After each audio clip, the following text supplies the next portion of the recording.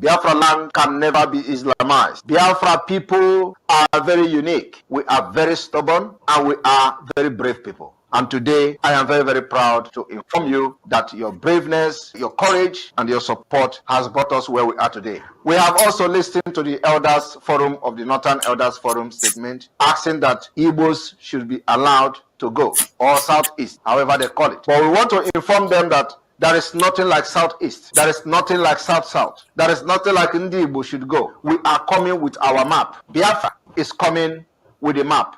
And by the time we finish with the map from tomorrow, we are going to make it public so that whoever that is addressing those who want to exit Nigeria, those who want to exit Nigeria as Biafra, they will address us properly. They will understand that this is not just Igbo affair. This is not just Igbo cause. This is a Biafra cause, and they must address us as such. Biafra land can never be Islamized. Biafra people are very unique. We are very stubborn, and we are very brave people. And today, I am very, very proud to inform you that your braveness, your courage, and your support has brought us where we are today. We have also listened to the Elders Forum of the Northern Elders Forum statement asking that Igbos should be allowed to go, or Southeast, however they call it. But we want to inform them that there is nothing like Southeast. There is nothing like South-South. There is nothing like Igbo should go. We are coming with our map. Biafra is coming with a map. And by the time we finish with the map from tomorrow, we are going to make it public so that whoever that is addressing those who want to exit Nigeria, those who want to exit Nigeria as Biafra, they will address us properly. They will understand that this is not just Igbo affair. This is not just Igbo cause. This is a Biafra cause, and they must address us as such. I would like to address the issue of the images that were Biafra. Our own is to make sure that Nigeria terrorist security forces in Biafra land, WOTOWOTO. The WOTOWOTO can never stop. We will continue to give them WOTOWOTO. WOTOWOTO will continue until they leave. Our demand is that every security agent in Biafra land representing Nigeria must be withdrawn. Biafra shall be a country comprised of many nations making laws in local languages. So the fraud and deception going on in Nigeria right now will not be replicated in Biafra. Biafra shall be a country comprised of many nations making laws in local languages. So the fraud and deception going on in Nigeria right now will not be replicated in Biafra. Biafra shall be a country comprised of many nations making laws in local languages, so the fraud and deception going on in Nigeria right now will not be replicated in Biafra.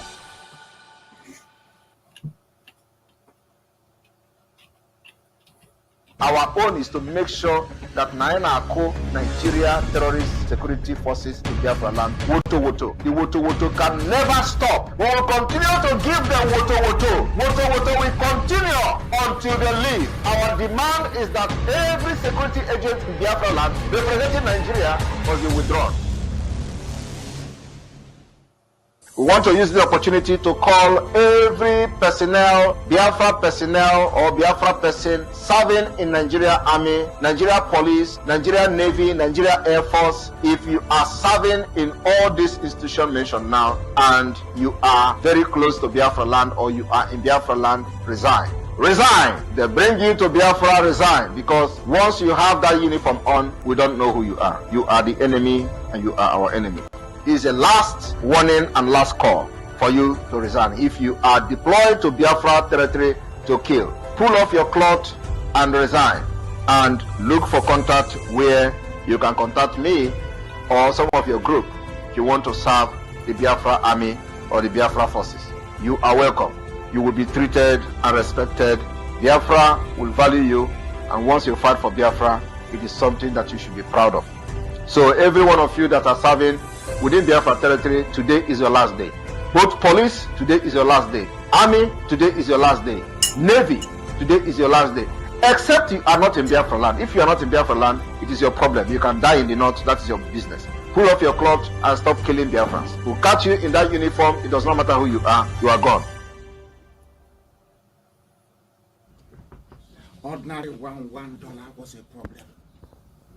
$1 became a problem.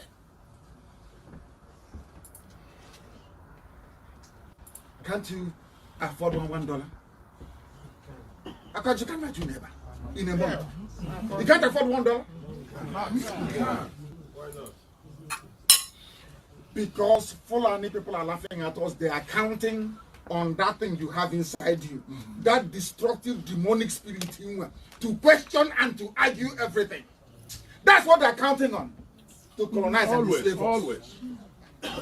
When they speak, they say, we know you can never be united. We know.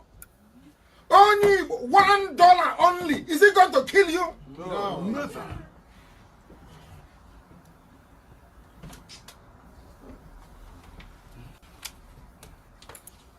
No $1. You're not in IPOB. BIAFRALANDS all over. Real IPOB United Kingdom. Welcome BRGI Prime Minister on the 15th December 2023, His Excellency Simon Ekpa, to his 8th World Tour country. Tour start 8 p.m. Biafra time. Location Zoom link will be announced later. IPOB in UK.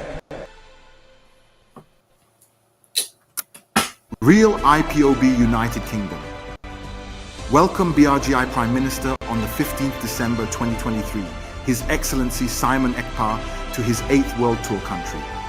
Tour start 8 p.m. Biafra time. Location Zoom link will be announced later. IPOB in UK.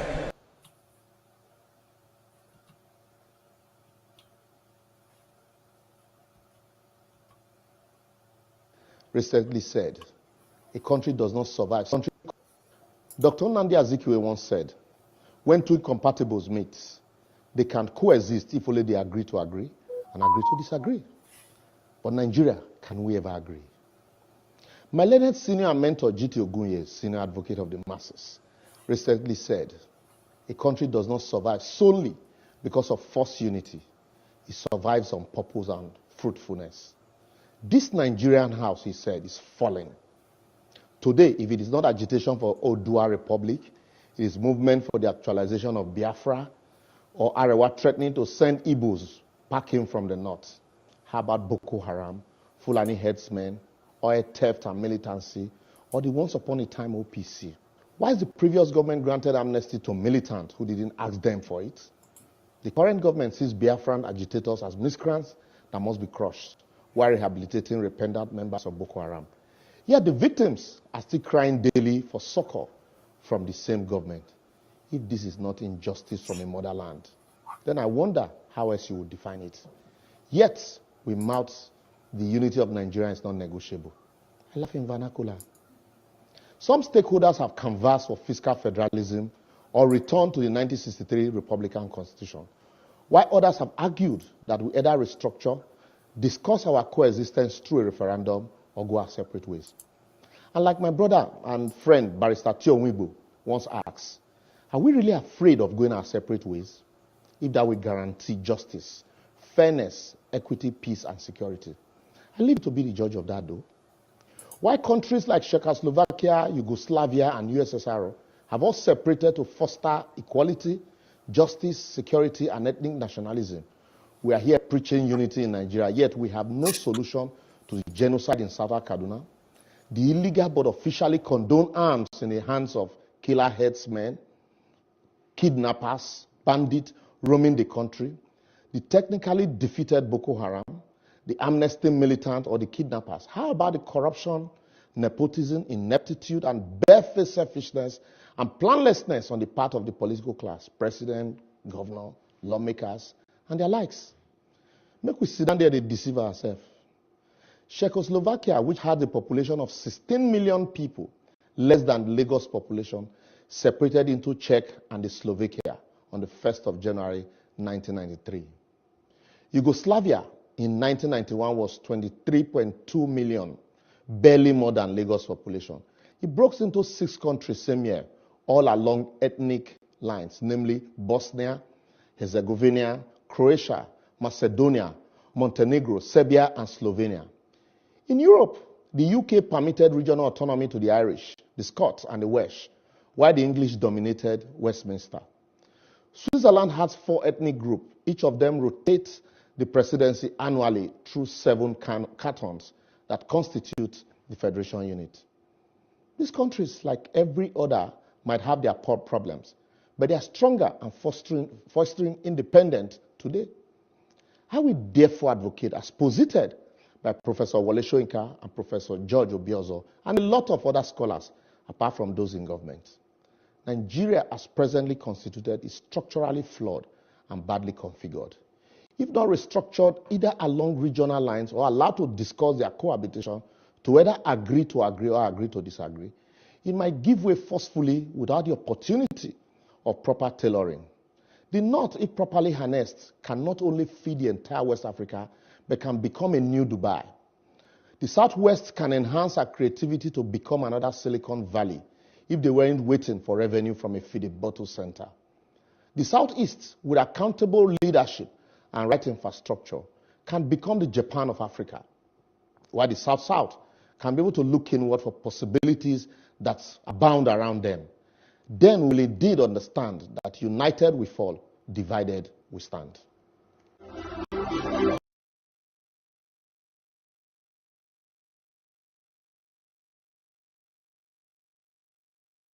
Those who are against secession, so to speak, their language, those who are against autonomy or freedom for the regions. The only time that Nigeria came close to attaining its potential was when everybody was on their own. Go and ask, consult your history books. Dr. Michael Alapa's economy was 40% every year, the fastest growing in the world. Awolowo performed a miracle in the West. I mean miracle that you cannot even believe what the man was able to do with ordinary cocoa. Transformed the entire West was transformed. Built the first stadium. Even the Janjaweed, Ahmadu and Tafawa Balewa, do you know what they did in the north? Go and look at the factories that they built now. When people look back with nostalgia at what Nigeria could have been, they were looking at Nigeria when the regions had their own government, when the regions had their own embassies abroad. These are the things they don't teach you in schools. But if you are fortunate to be listening to us, then you're highly blessed. Those who are against secession, so to speak, their language, those who are against autonomy or freedom for the regions. The only time that Nigeria came close to attaining its potential was when everybody was on their own. Go and ask, consult your history books. Dr. Michael Alapa's economy was 40% every year, the fastest growing in the world. Awolowo performed a miracle in the West. I mean miracle that you cannot even believe what the man was able to do with ordinary cocoa. Transformed the entire West was transformed. Built the first stadium. Even the Janjaweed, Ahmadu and Tafawa Balewa, do you know what they did in the north? Go and look at the factories that they built now. When people look back with nostalgia at what Nigeria could have been, they were looking at Nigeria when the regions had their own government, when the regions had their own embassies abroad. These are the things they don't teach you in schools. But if you are fortunate to be listening to us, then you're highly blessed.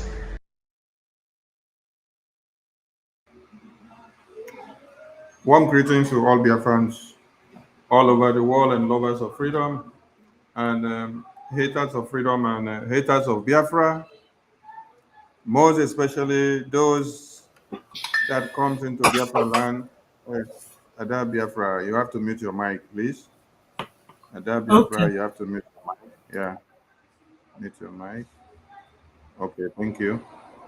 Most especially the foot soldiers that are imported into Biafra land. We want to say thank you for becoming manures into Biafra land. We want to say thank you for being so foolish and continuing on your quest for the contract and fame that was given to you guys, because Biafra land will consume all of you and will continue to consume and consume and consume and consume. Like you heard our PM say,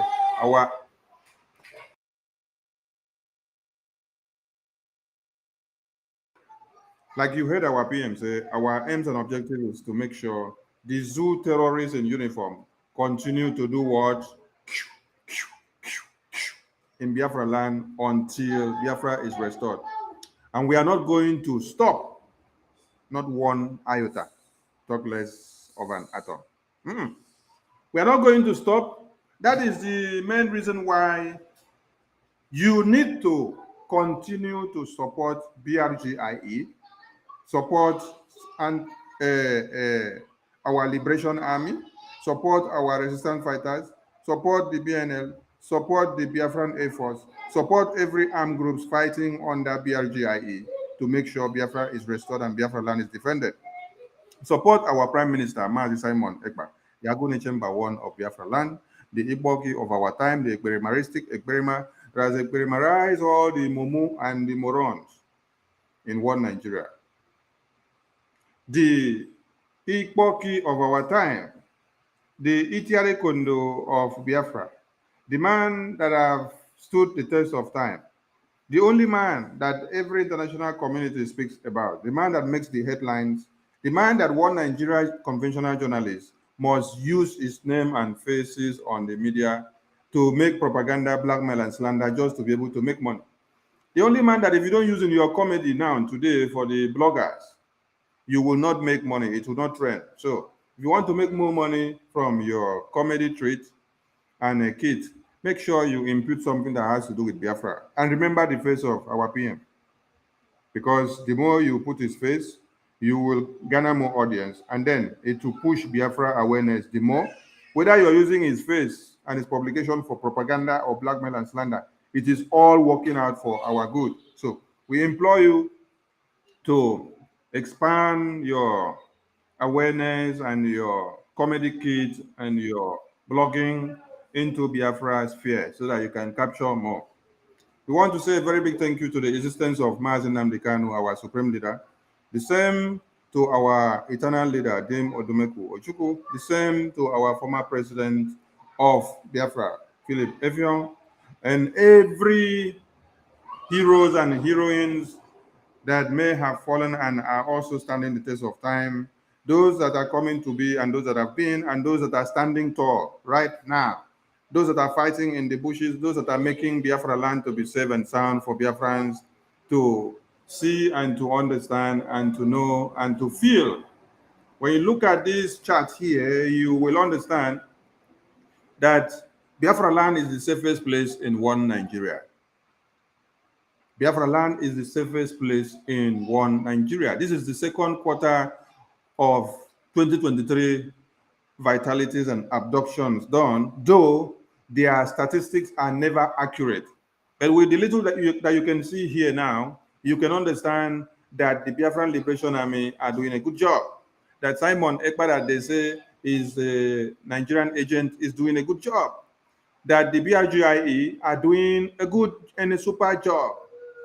That the armed forces of Biafra unveiled on the 21st and 22nd, on the 20th and 21st of October, was not unveiled for a showy display. They were unveiled to defend Biafra territory, and that they have done. The venoms, which our PM told one Nigeria that you're going to see the venoms, for you, killing Biafrans, abducting, cutting off their organs, selling them off, putting all Biafrans that speak Biafra in detention, going all the way to Finland, Kenya to kidnap our leader, and then blindfolded him in chains, brought him down to Nigeria. These and many more and more crimes you have committed, burning our women in their sleeps, cutting our pregnant women into two and removing the fetus, slaughtering our women and young men anyhow. The venom that he promised them is out, and we are just starting. We are in Genesis. We have not even entered Exodus. You know what the books of the Bible talks about. When you start counting from Old Testament, you start from Genesis, Exodus, Leviticus, Numbers, Deuteronomy, Joshua, till you go and reach Revelation, Apocalypse, the New Testament. Now we are just in the Genesis of dealing with the zoo terrorists, delegitimizing them in Biafra land. That is what we are doing. And we are just in the Genesis. And that Genesis, it is just that side of the Genesis where they say in the beginning, God created heaven and earth. That is the beginning part where we are. We are not in the side where they said, and after he created, he now gave dominion to mankind to take over. We never even reached that side yet. So we are just in the beginning. God created heaven and earth. That is where we are now, on the stage of dealing with the zoo terrorists in Biafra land. You guys will continue to collect more WOTOWOTO until Biafra is restored. And it is not going to stop, because people have been massacring Biafrans from 1900 to this very day. The genocide of 66 to 70s is what anyone cannot escape if you are talking about Biafrans. That is what will remind you the wounds. And to this very day, the war has still been going on. Checkpoints and every blockade have been happening to instill fear in us so that we will not talk about Biafra again. But today, we have dismantled that yoke. Kidnapping Mazi Nnamdi Kanu was the worst mistake they made. And if that was what was to happen so that Biafra will come faster, so be it. And we are going to make use of every arsenal to make sure we destroy the zoo to get Biafra. I salute all Biafrans listening to us, and I salute all the media teams, those that are here and those that are not here, and all the ministers of the media, and also all the ministers of the cabinet of the BRGIE, and also the de facto government in the homeland. You are all cherished, and your works are too much appreciated by the Biafran people.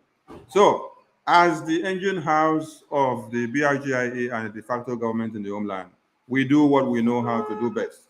The awareness of Biafra and changing the narrative is what we have at hand. Making sure the zoo and One Nigeria and everything that supports them and aligns with them understands the differences of 66 to 70 and this time.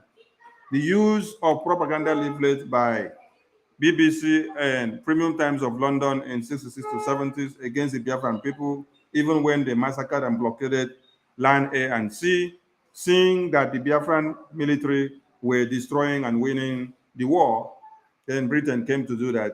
That is the narrative we have to change in this our own dispensation, so that they will understand that we told them, we educated them, we pushed the narrative out for them to understand before we start doing what we know how to do best, which is what? The defense of the Biafran people. Self-preservation, self-determination is not a crime, and that is what we are doing. We must defend Biafra land. It is our objective, and the prerogative is that Biafrans must be alive to see Biafra. I thank you all in the studio. We have a lot to talk about. Let me start by giving the mic to Mazi 247. Let him talk to Biafrans before we go to our next minister. Okay, while he's speaking call, we give the mic to Ada Biafra Betty. Ada Biafra Betty, unmute yourself and say hi to Biafrans while our minister 247 is talking on phone. Thank you. Hello, my fellow Biafrans, men and women, wherever you are watching us from. I say good evening, good morning, good afternoon, depending on your location. Ndị be anyị ekenekwa m unu. It shall be well with Biafrans all over the world. But before I go ahead, I must thank God for giving us a man like our supreme leader, Onyendu Mazi Nnamdi Kanu. There is no Biafra without Onyendu, and there is no Onyendu without Biafra. They are so much interwoven, and Onyendu means a lot to us. I implore the indulgence of every other Biafran to pray, join us to pray for his release. Prayer is very powerful because tongue is one of the smallest part of the body that is very powerful. Let us keep praying for him on daily basis. It remains like 4 days now from today for his hearing. I also extend my greetings to our super prime minister. Our prime minister is like a tipper filled with wet sand. You can't move it. unless he decides to move. He is a great man, stepping into the shoes of Onyendu at this time. For going to 2 years now, it's not up to 2 years. He has achieved a lot, and he's still ready to achieve more. I say kudos to him. And every Biafran, I thank you all, because we wouldn't have gone this far without you people. You are the ones that is propelling our movement, steering our boat forward. God bless Biafrans. Our minister, Mr. Sonny Akparawa, there is no time Biafra is mentioned without your name. You are so wonderful. I have a whole lot of respect for you. You are the real man, the kind of men that Biafrans need. I thank you. So you have all heard all the things he enumerated that we will be touching on, especially the donation. We deliberated on it yesterday with the ministers and the cabinet ministers, yes. So we will continue to touch on it. Biafra is almost here. We have all worked hard. Those who are watching us, those who keeps coming to click, share, and subscribe, you are doing marvelous work. Everybody is supposed to be thanked and praised, but the praises all goes back to God. It's all glory to God. He is our Father, and we are his children. So I thank you, my people. I thank the rest of my comrades, 247, Battle Cry, Vam Vam Vam. Those who are not here, I believe that they will be on their way and they will soon join us. Thank you so much, my minister. Thank you, Ada Biafra. Battle Cry, we give you the mic. Hello, good evening, Biafrans. All hail Biafra, all hail Biafra. Biafra, peace, unity, and equity. Good evening, good afternoon, good morning from here, depending on where you're watching us. We must thank you for your support, for coming into the broadcast that we do each of every time that we come on here. Like our sister said, you are the backbone of the thing we are doing here online on the media, and by propelling what we are doing, I can tell you honestly, you have put and gear to us to carry on this movement going. And I must say, bless each of every one of you who are behind what we are doing, those who are supporting the man that we have now that is representing our leader, Yendu Mazen by name, Mazi Samadi, by the Prime Minister himself.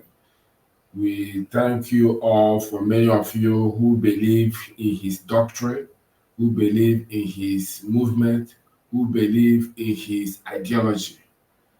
And I must say that, you see, where there is a voice of a leader, there is always a power, according to the scripture. So you are not mistakenly following him and listening to him. As our leader have said before he was kidnapped, that we should go and listen to him. And many of us have been doing that, following him. And without much to do, he has achieved many things after the kidnapping of our leader. And he's still on the pathway to achieve more and to liberate Biafra and to make Biafra be a nation. So we must say, may Chukwu Okike continue to increase his wisdom, increase his audacity, increase his tenacity, and we're sure that everything will surely come to pass. Again, may I just thank our Minister of Information, Sonia Barawa. May Chukwu Camera bless you for your this coordination in this media. What you are doing is marvelous. There's no time we look for you in a show or in this media that you are not there. You have contributed a lot. May Chukwu Camera continue to reward you. So Biafra, let's fasten our belt and listen to what we're bringing to you tonight here. Thank you very much for having me. Thank you. As it is customary now, please, before we start every broadcast and meetings, we have to be observing a minute silence to our fallen heroes. So if I forget in any occasion, please do remind me. So we hereby observe a 1 minute silence to our fallen heroes.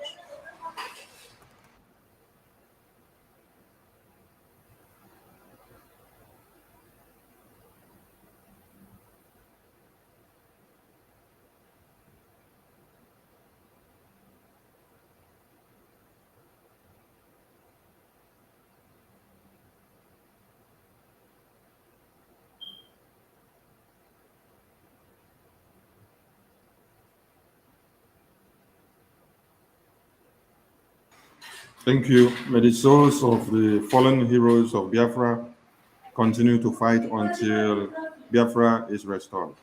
He said. All right. We have a lot in the kitchen, and let us go there.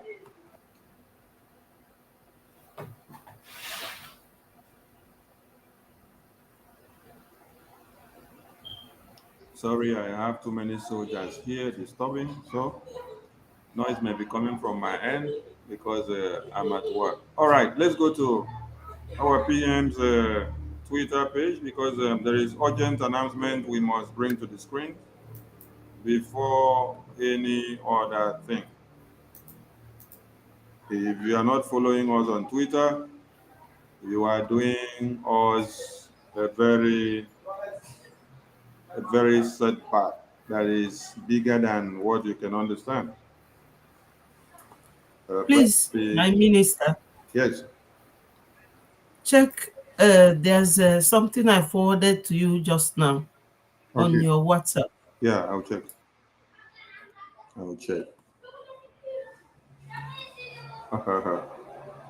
Somebody said a lot in the kitchen. Yes, so a lot in the kitchen, or a lot in the kitchen for you to consume. Yes. Who made that comment? That thing in Finland. Okay. Yes, that thing in Finland. We have a lot in the kitchen to feed the ear. So come well prepared and sit back and enjoy. All right. Here we have a message from our PM, which all Biafrans must adhere to these very instructions. And this place, wherever you're listening to us, do well to screenshot this very post and this very place, and share it on WhatsApp, share it everywhere. Let it go far and wide. The message says, breaking. Every Biafran in Idiato, Okigwe, Ordinatiti, and environs are hereby warned to remain vigilant as Nigeria Islamic State has planned with some communities to launch attack on Biafrans in the aforementioned locations. However, the Biafra Liberation Army and Biafra resistance fighters are ready to give it to them. WOTOWOTO, WOTOWOTO. So no one is to trespass. The threat is now raised to level 2. And that's why we are making sure this message go far and wide. We want you all to screenshot this very post, this very part of this broadcast, share it everywhere. Share it far and wide. And let this message go far. Let this message go everywhere. Let this message go everywhere. Send it to your friends and families. Send it to your neighbors. Send it to anyone you know that are resident in these communities. Not just those residents in these communities, You can send it to anyone you have and anyone you know, because someone you know that is not from this community may know another person that is from that community, thereby sending the message over to the person, and that is how the other person will not become the scapegoat in this scenario. Please, we beg of you to send the message and let the message continue to go. Listen to this security alert and make sure you don't just swallow it yourself. This is very, very important. All right, we must continue. So, we are going to start our messages from here so that Biafrans will understand what is happening. So, we want to give you update first. Explosion is rocking in Bakassi installation as we speak now. And 9 people of the terrorists have been taken down. By what? By Biafra Liberation Army, by the Biafra Navy section that is in charge of that very area. So, for those of you that are complaining that we are not touching the governors, it seems you don't even understand what Biafra Liberation is all about. Biafra Liberation is working like a TikTok machine. A TikTok machine. A TikTok machine. It is going. It is contagious. It is going contagiously like a virus. And you feel the ripple effect left, right, center. So if you think that you are not feeling the ripple effect of Biafra Liberation or the WOTOWOTO in your area today, man,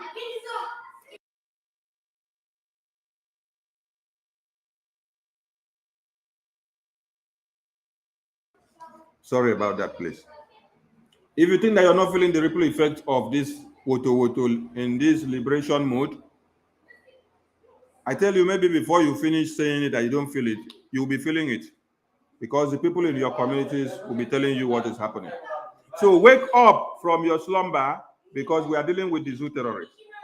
If we were not dealing with the zoo terrorists, you will not hear the scorecard coming from the Nigerian army chiefs. The Nigerian army chiefs are working in pari passu with the terrorist enablers, which are the governors and the senators and the ministers, the House of Assembly members, and the paramount rulers, the commissioners, and everything, the chiefs that you have in your communities.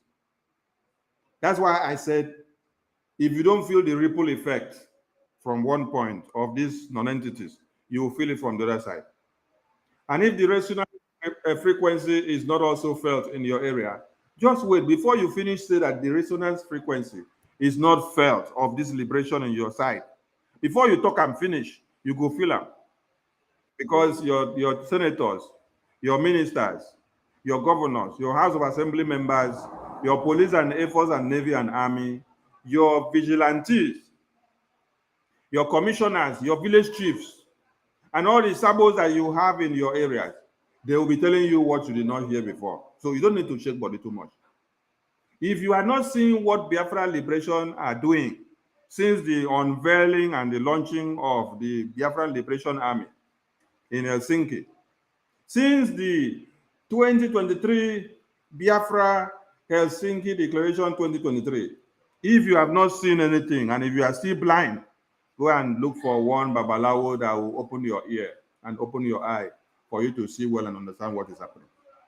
Is it an easy thing for the Senate President of a country to sit down and confess that the potency of Biafran Republic government under the leadership of Mazi Simon Ekpa has locked up the mouth and the power of the governors?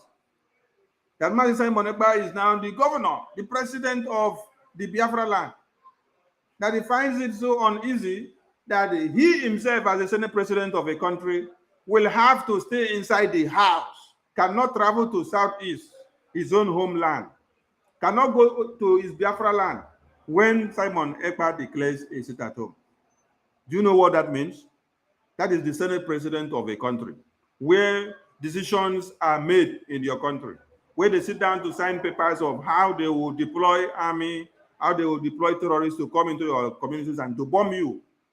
and to butcher your women into pieces. And then you are coming up with a resistance force against them. So if you are not feeling this, explain to us if you are a human being or if you are dumb. If you are not also feeling the army chiefs coming to the House of Assembly to narrate and talk to the senators and confess the firepower of Biafra Liberation Army, if you're not seeing and you're not understanding anything, then you are still deaf, dumb, and blind. So we want you to wake up and come back. Before we continue, let's give mic to Mazi 247. Oh, he's back on seat now. Mazi 247, say hi to Biafrans before we continue, please. Hi to Biafrans. Now say le to Biafrans. Le. Okay, do it your own way now. Okay, my own way. Okay. I greet you, my honorable minister, and all the ministers in the house. I greet all of you. And all Biafrans out there, I greet you all with WOTOWOTO love. Yes, WOTOWOTO love. I greet you all.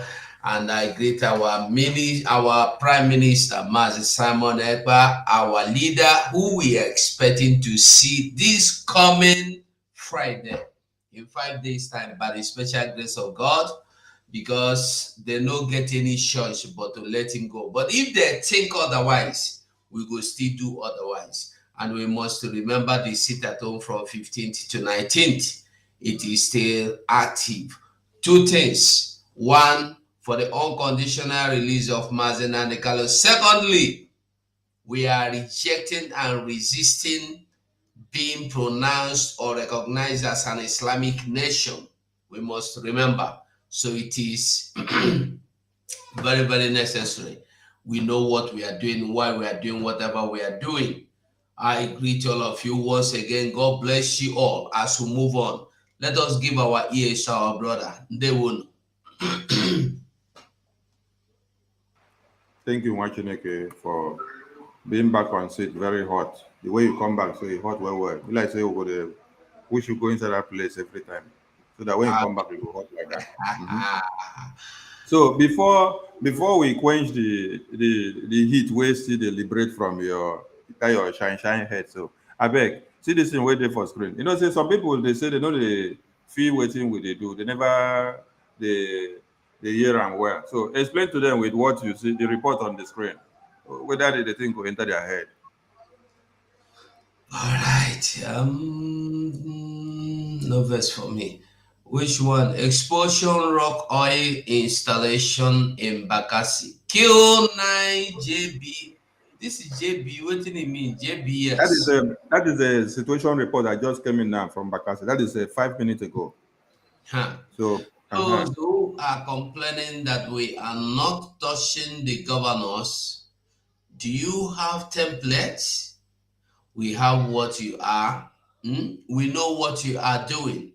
You have to level the ground. Their time will come. We are busy continuing their shield, cutting their shield first. Yes, now, you know, say one thing with our PM, we say, you know, they talk too much, but if they do too much, our people, like if people get sense, our PM don't tell you, say, no expect me to come into conventional war with you. I don't want. All I want is you come out for my house. And I go do everything possible, humanly, demonly, pastorally, traditional pastorally, good personally, bad personally, possible to chase you out of my land. And if you look at what is happening today, it is happening, as he just said. So everything they work according to plan, according to purpose. You know, say for Bible, you say all things work for good according to I don't forehand. All things work for good for the purpose of for them that love Jesus Christ. Abi, battle cry, I get them. Battle cry, you know the dog. I get them. It be like say you get them. I see that thing fly for media one day where they preach. Yeah, I get them. You get them. All things work for good for those who love Biafra. Yes. So all things are working for our own.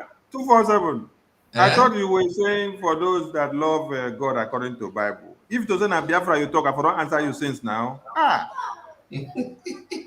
Now, mouth I talk, my mouth will shift. Now it does. Now, that is Romans chapter 8, verse 28. Read them for me.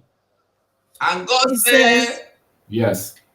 He says, All things.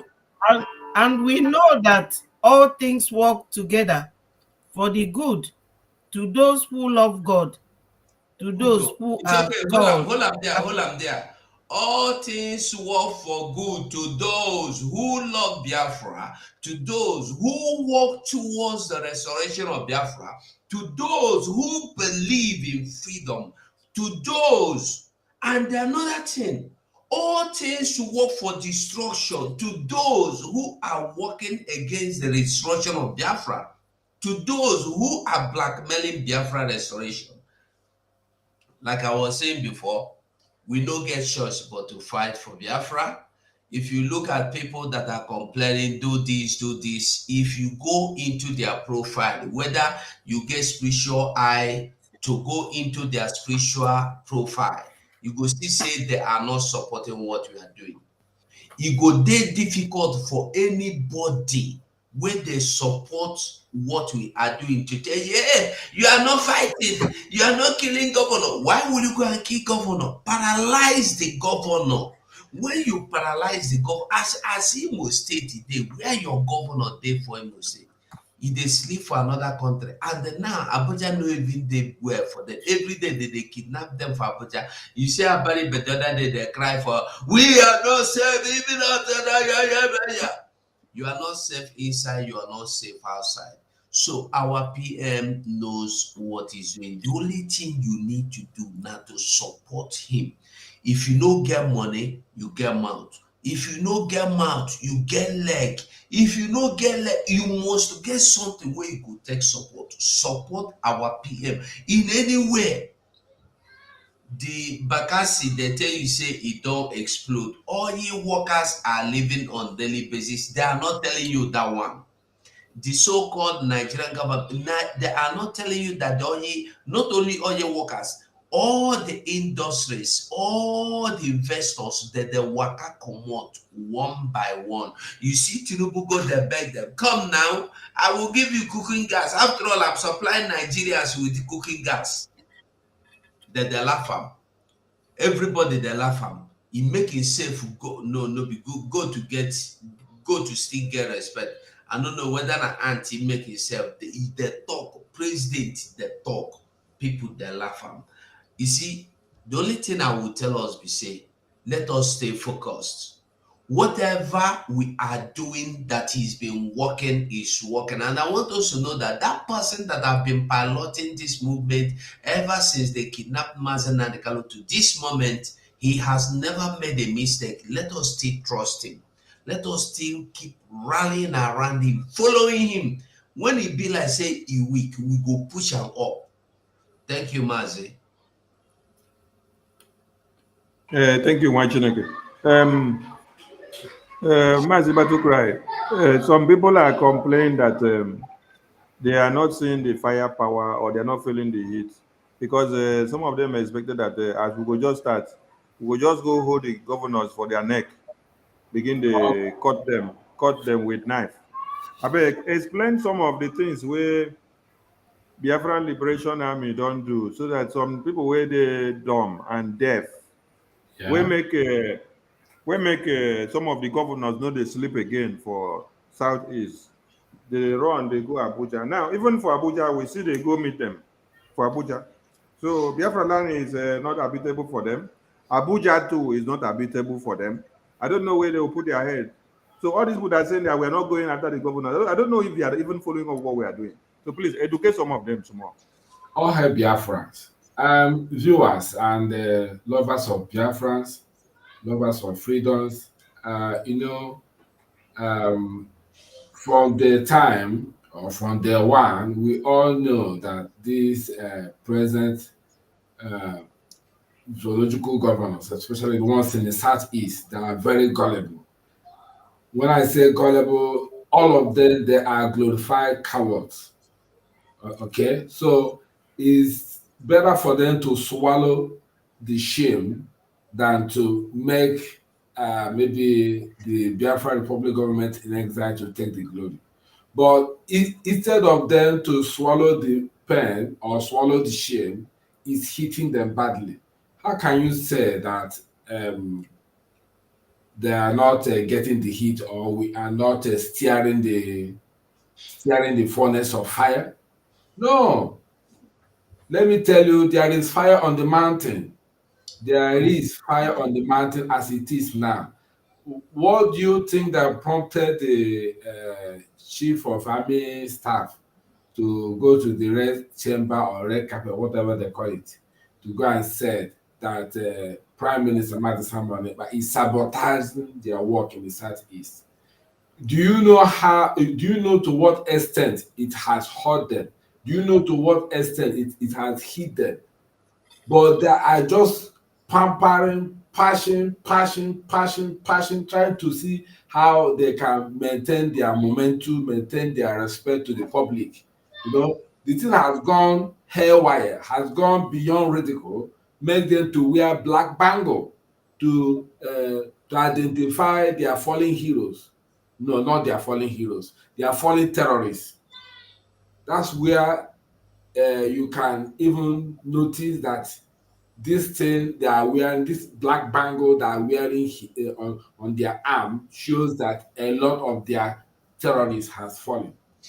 So, and we have recorded number of them. If you follow our PM constantly on the Twitter, you can see where he constantly making it known that Biafra Liberation Army has neutralized, Biafra Resistance Fighter has neutralized them, and being a lot of them, you know, they have their own department, they have their own maybe operation, their operation of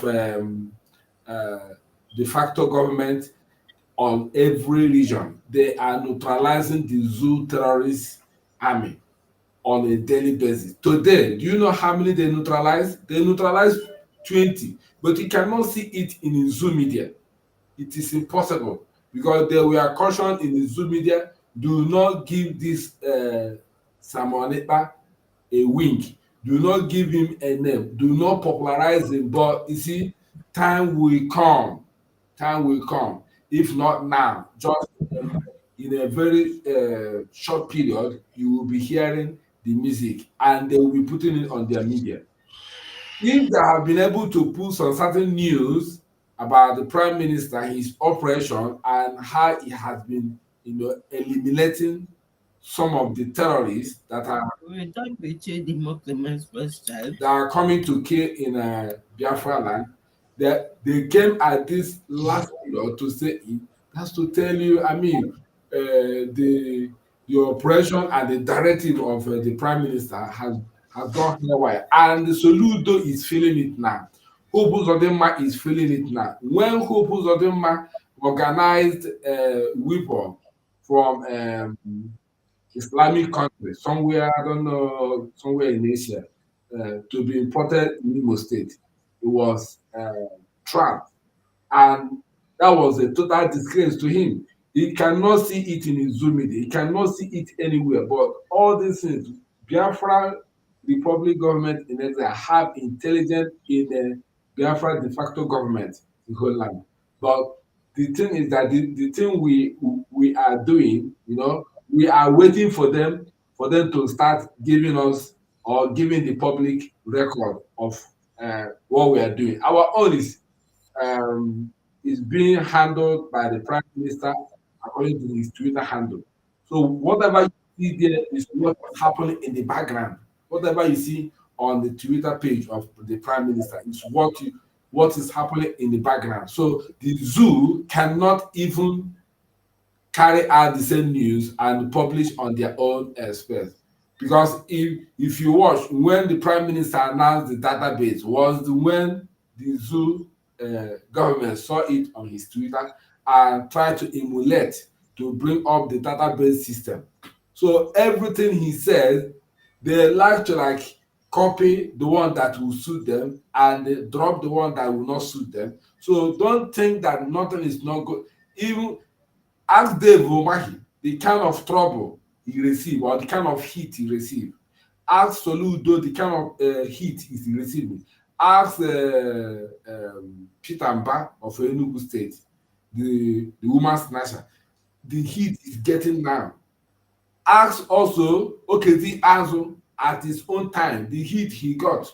So all these things, they will not tell you, but there is something they are getting that is more beyond ridicule, that cannot be, beared. So relax your mind. Things are coming soon. There are more better things to see in the coming days, in the coming months. Okay, but we're just waiting for this court hearing. After this court hearing, if it goes on well, if it doesn't go on well, you will see a different dimension of it. So relax your mind. Thank you, Mwachineke. Thank you, Mwachineke. Yes.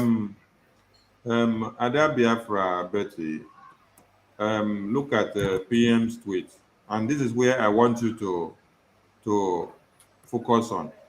We are busy cutting their shield first. That is where I want you to focus and expatiate. Now I'm going to bring something to the screen so that it will make you to be more elaborate in your reportage or in your deliberation. Now, this is a shield. I want you to explain to Biafrans what a shield serves as for someone that is using a shield, and for what reason that person decided to use a shield. And then, when our PMs said in that tweet that we are busy cutting their shield. So now, what are we going to achieve by cutting their shield? And to what danger awaits the person that is using a shield that is being cut by the number? What awaits that person at the end of the day? Thank you. Carry the mic, please. Okay. Hello, my people. Once more, I thank my minister for information, to have given me this opportunity. I mean, this opportunity is very wonderful to me because it is bringing me closer to my people, and I'm a proudly Biafran. So from what I understand shield to mean is a protective measure. Shield is produced from metal, and during Roman war, they used most of this type of shield, and the logo shows the people using it.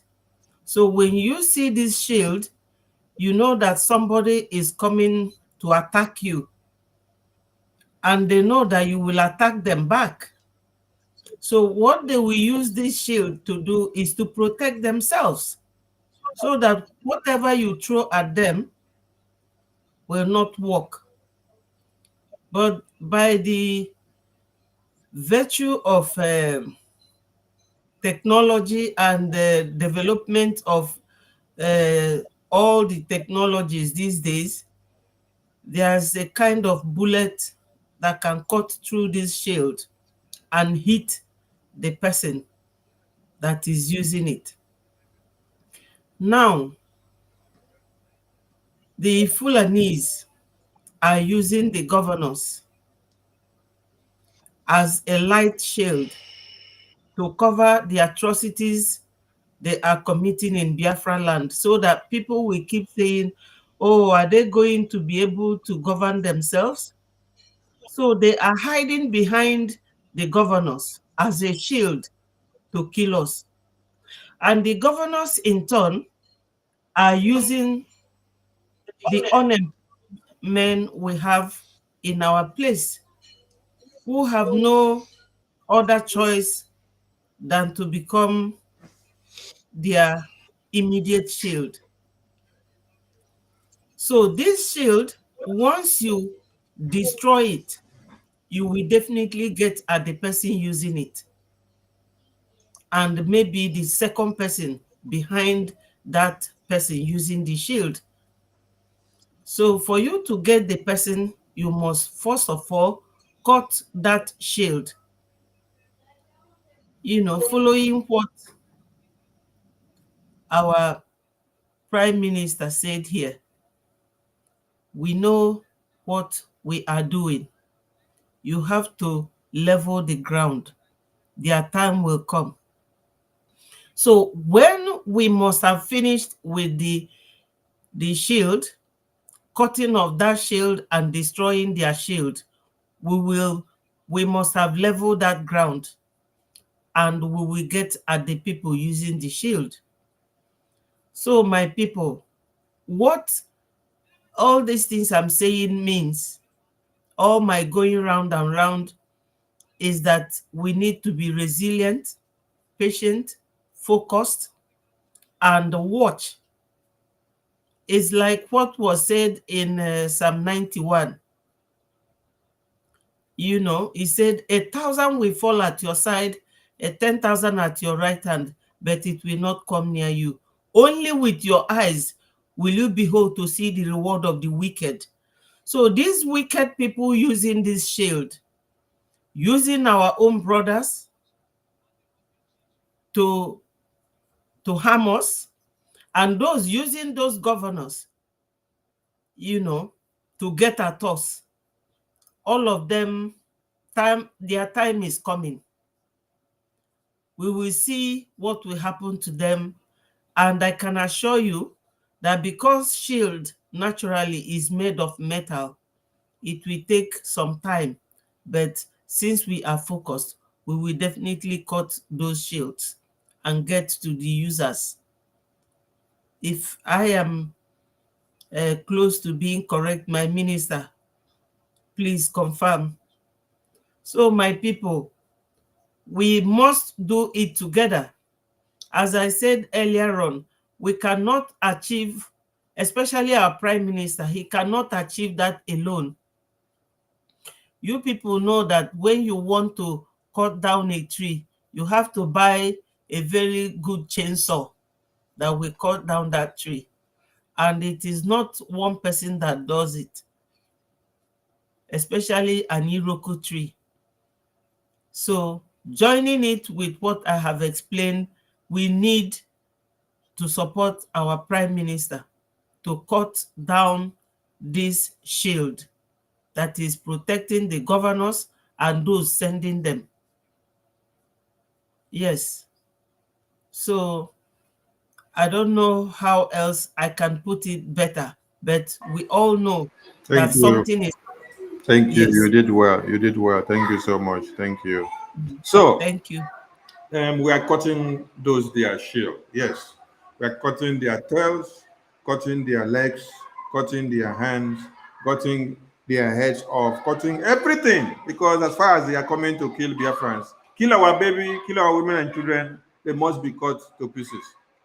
Now we have, and like Ada Biafra said, for us to be able to achieve all those, we need more funds, we need more guns and bullets, so that Biafra land can be safer, so that our men can be well equipped. The Prince, welcome to the studio. And as you just join us, this is what we want you to explain to Biafrans. You see these weapons here? These ones, let me reduce the zoom a bit. I thank God say no person carry them for hand, because YouTube go say, why do you show people carrying weapon for hand? This one weapon there for ground, no? YouTube, we they show a weapon for ground, no be for hand they carry them. YouTube na mad people. They go sanction our channel, say because we they show people we carry weapon for hand. This one no be for hand, no. Breaking. Some of the weapons recovered from the terrorist Ebubago in Old Anambra. Today, the Biafra resistance fighters has opened the Anambra front after the terrorists killed that little child in Iyala, Uli. Tell the criminal and the illegitimate Soludo to go and collect their guns and go and collect their smelling dead bodies. They killed that baby and they thought we would let them go just like that. So, Mazi the Prince, explain to them, because they say, some of them say they are not hearing the WOTOWOTO, they're not getting the fire. Explain to them how these weapons that we display here came and what Biafran resistance fighters have done. We told them that nobody will be killed in Biafra land, and then you go again just like that. Biafra Liberation Army was unveiled for a purpose, to defend Biafra territory. So if the governors that we have, in one way or another, enable you to go and massacre any Biafran, more than 100 of you will go down. The Prince, are you there? Yes, I am here. Okay, pick the mic, please. Elaborate on this and let Biafrans understand the achievements and the super work that the Biafran Liberation Army are doing and why they need to support BLA, BRF, BNL, and BAF, and Simon Ekpa, the Prime Minister, and the Biafran Republic government in exile and the de facto government in the homeland. Thank you. Carry the mic, please. Thank you, the Minister. Thank you, Ugo 247. Thank you, everyone in the studio. I greet you all for this moment, and this is a privilege to speak with the great people of Biafra. You see, when we started, they say there's a online freedom fighters. They call us all sorts of names, and we continue. And our leader, MNK, doing all he can to make sure that our people are protected, launched the ESN, Eastern Security Network, to protect our women and our children and our grandfathers and fathers that are aged, going to farm, to provide for themselves what the government cannot provide for them to sustain their life. They call us, they think we are joking, and they went and kidnapped our leader. After kidnapping our leader, they feel, yes, they have won the battle, that they can do anything they want. In Anambra election, our people were told not to vote. But on the other hand, they voted. After voting, Soludo was given the mandate to govern the people of Anambra, old Anambra State, because Anambra is no longer what it used to be. What did Soludo did? He hired people, and those people he hired at the back are killing women and children. Look at that boy of 3 years that they shot on the tummy and waste him as if he is nobody. And today, those people, since fourth, not even today, since fourth, those people that wasted that boy have been hearing the music and they have been dancing the music. I want to send this message to Soludo. Soludo should know that we are now in Anambra to fish out those who killed that small boy. This thing you see here that is displayed on the ground are called pump action. Our men doesn't use pump action. We use sophisticated guns.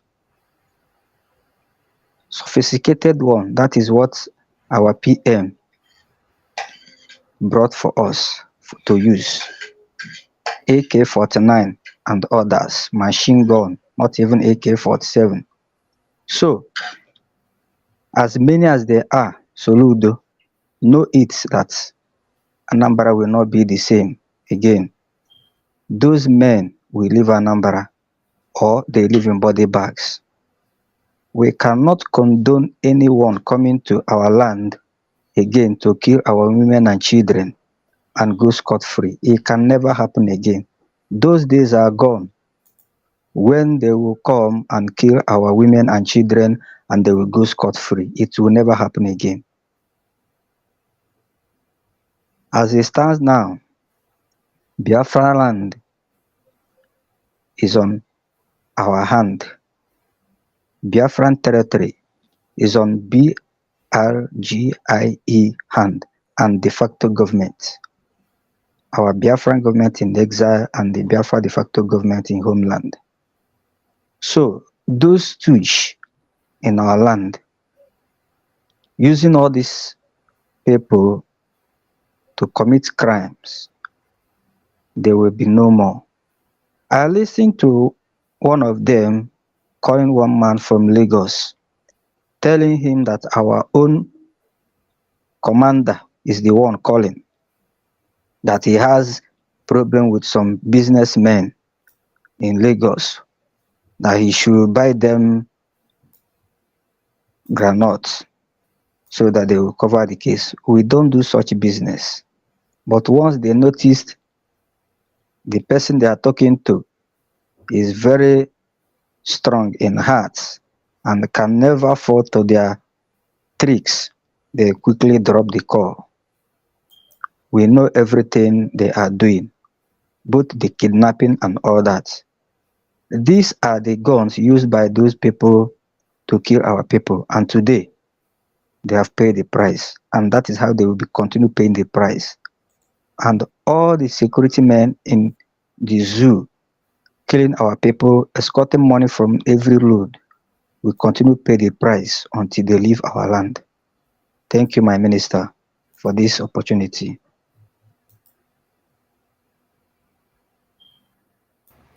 Thank you, Mwachineke. Thank you so much. We must continue. Let's go to another report just to give them a complete and a concise report of how many of their men we neutralize, so that they'll get it very clear and understand it very well. Okay. Soludo, you know, when we give you situation report like this is not the final, because some people will run away with injuries. At the end of the day, when we later confirm the numbers, the casualties, the fallen angels, the fallen criminals and terrorists will increase. So this is from the office of the Prime Minister, that Biafra resistant fighters neutralized 15 of the Soludo terrorists in Odumegu state of the United States of Biafra this morning. Many weapons were recovered, and you have seen us display them. Odumegu is new Biafra state, created from the old Anambra. And that you must understand. We want you people to understand very well that whoever said Biafra will not come in this our own time, that person is digging his or our own grave. The best thing you could do for yourself is for you to just do what? Where you see BRGIE, run, go meet them. Where you see Biafra Liberation Army, open road for them. Go and bring your 1 naira, 2 naira, 3 naira, $1 $5 10 20 50 100 200 that you have. Bring them all to BRGIE, because that is the only way you can be saved. With that said, and with the situation report that you have seen, for those that were saying, oh, we are not working on the zoo terrorist governors, our PM told you that you don't even understand what is happening. That means you are blind. And to give you a tip of an iceberg, he told you that we are cutting their shields to pieces.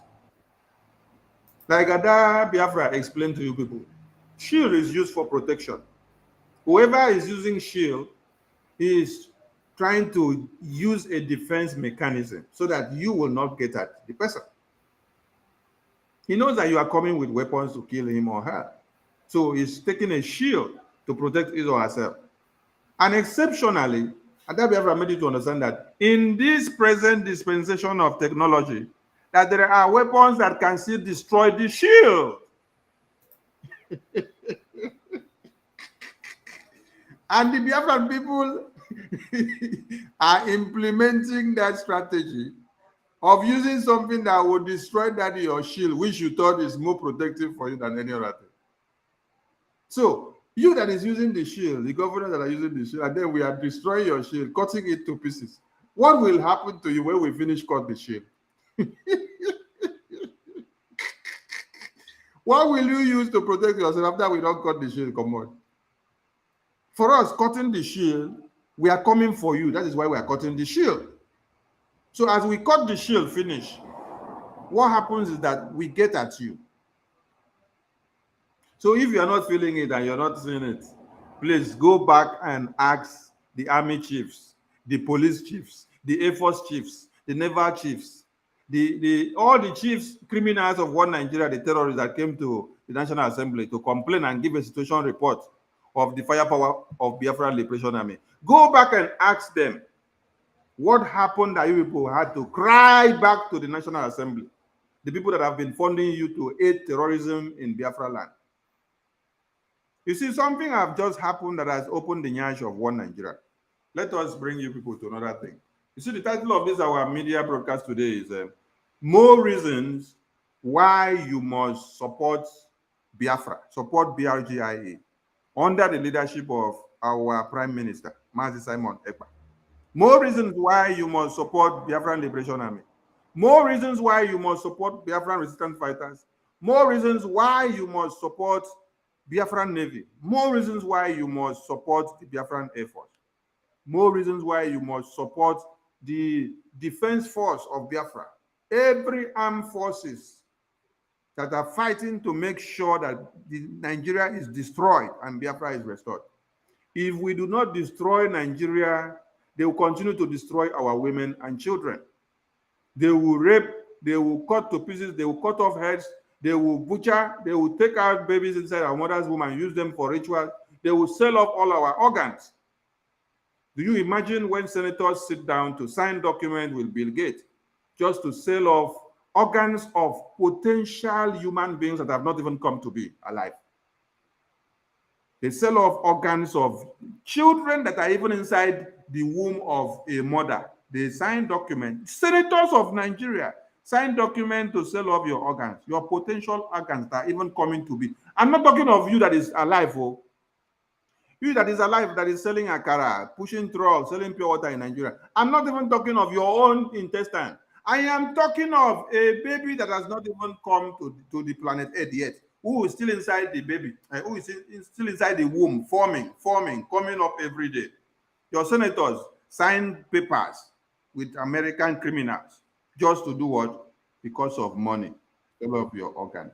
So before the baby comes in, baby that they now put to bed in the hospital, the mother has been aching for over 9 hours to push a baby to come out. After good 9 months in sun and in rain, in pains and penury, with all the suffering, with how hard and deteriorating Nigerian system has been, a mother will suffer for good 9 months.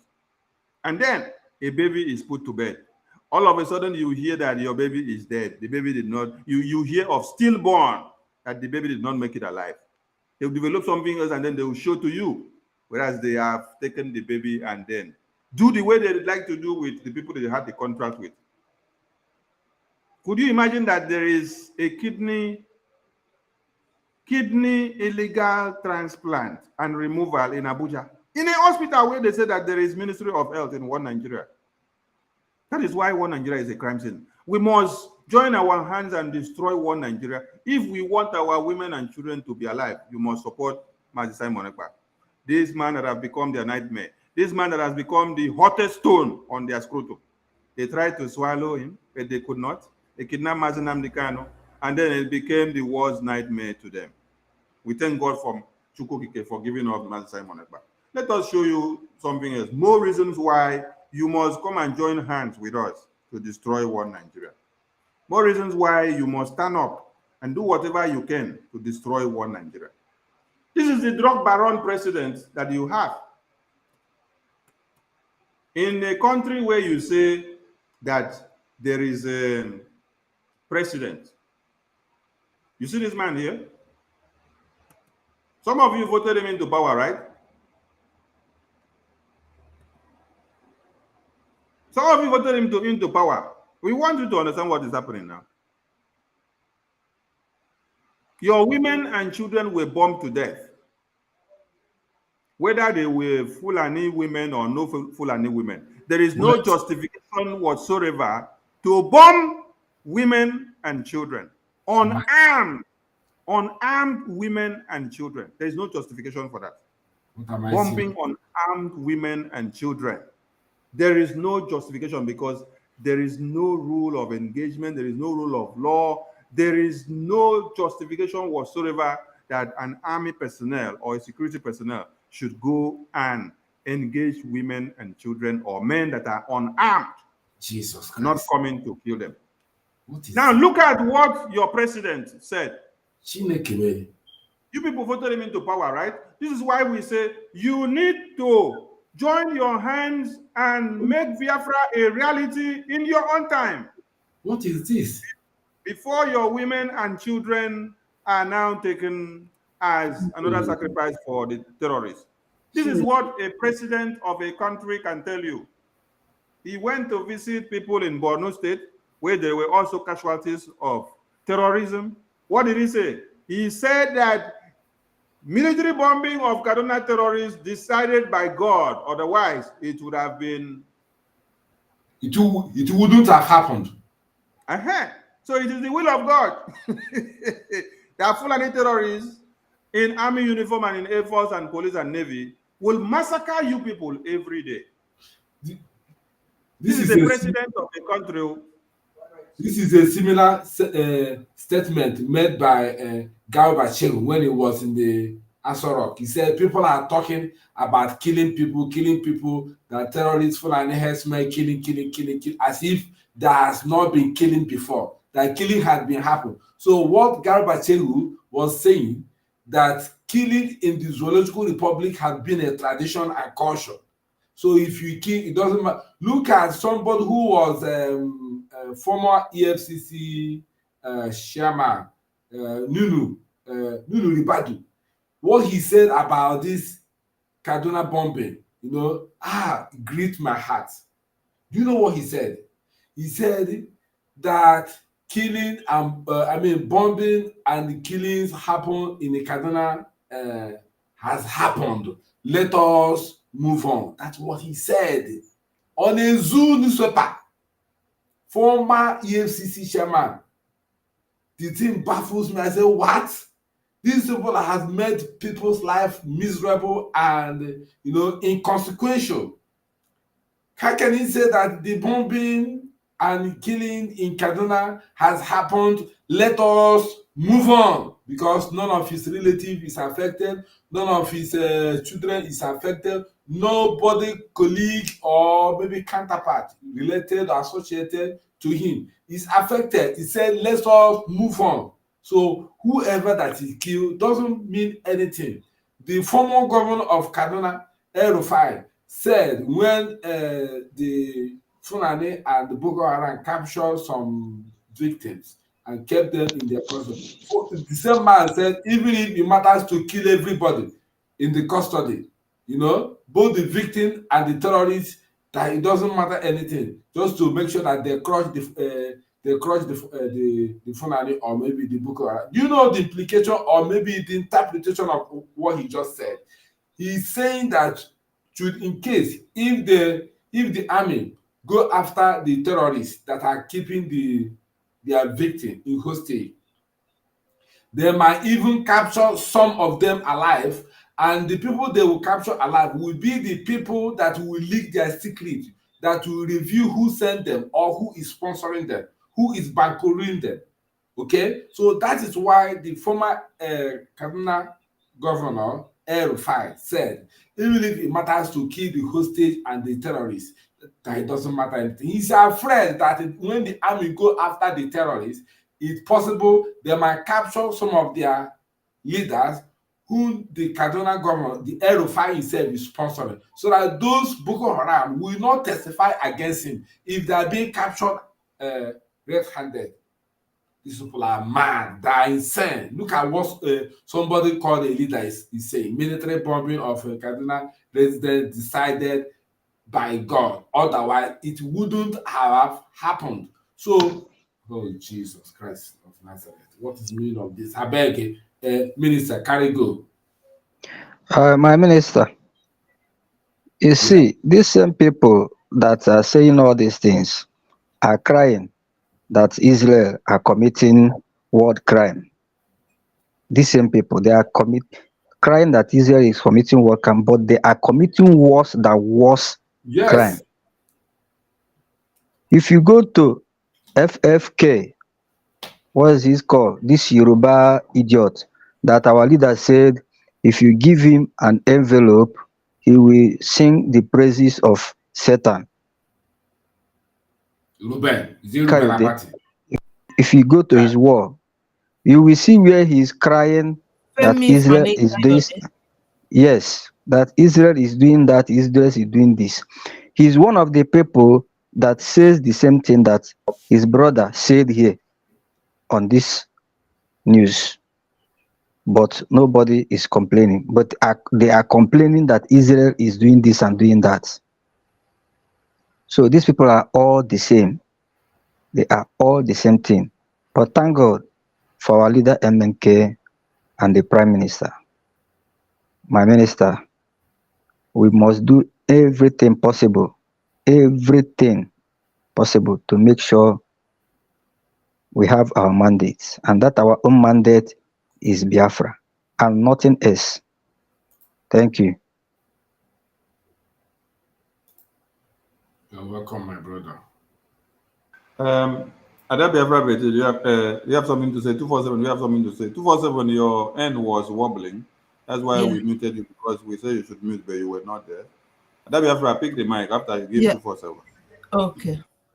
So, my people, you know, when you have one problem, just count the solution of it as a second problem. The nitty-gritty of what we are saying is the reason why we have to continue fighting for our cause, which is restoring Biafra. When our leader, when you have two things, or when a man marries two wives, he will be able to compare. I am very, very sure that those who sold Onyendu, whatever is their reason, and those who demanded that Onyendu should be brought back to them, I am very, very sure, cross my heart, that they will now see the differences between Onyendu and our Prime Minister. Under 2 years, because we all remember that Onyendu was renditioned from Kenya to Nigeria in year 2021, June. And in February 2022, our Prime Minister set out for a vote of confidence or vote of no confidence on the DOS. That was February last year. So from that time till now, the speed, you know, we didn't name ourselves autopilot. They started calling us autopilot because of the rate and speed at which our Prime Minister was going. I'm sure that if you ask those who sold Onyendu and those who bought his return illegally, if you give them our Prime Minister and Onyendu, I'm sure they will tell you that they prefer Onyendu to be there. Because what you people have seen within this short period of time will go to ring that bell to you that Onyendu said to us, go and listen to Simon Ekpa. He is bringing a new dimension to this awareness we are making. Share his video to all platforms so that it will keep going viral. So Onyendu, everybody now knows that Onyendu is like a nice water compared to our heated prime minister, who is not taking it easy with anyone. Though Onyendu is a very focused man, very intelligent, very, very focused. He knew what he wanted for us, because our Onyendu is not materialistic. He doesn't have mansion. He doesn't drive limousine. He's not Onyendu aburo onye anyukwu, but anyukwu Onyendu is for our happiness. That's why he is where he is today. And if Onyendu is that kind of materialistic man, with all the promises they have been making him, he would have just come out. But because Onyendu is a very strong, steady, and a man with mental, personal attitude, you know, or personal mental attitude, PMA, Onyendu is still there because of us. But with speed, our prime minister, he is moving our mountain for us.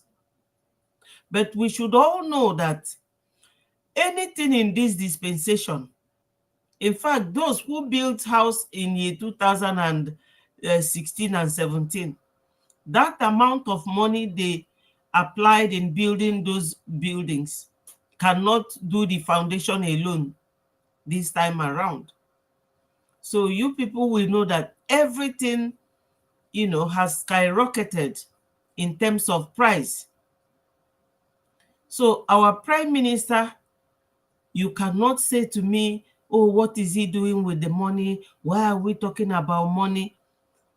Fagwa unu ego na na-ele ofu ife ndị ba iji anụ agha.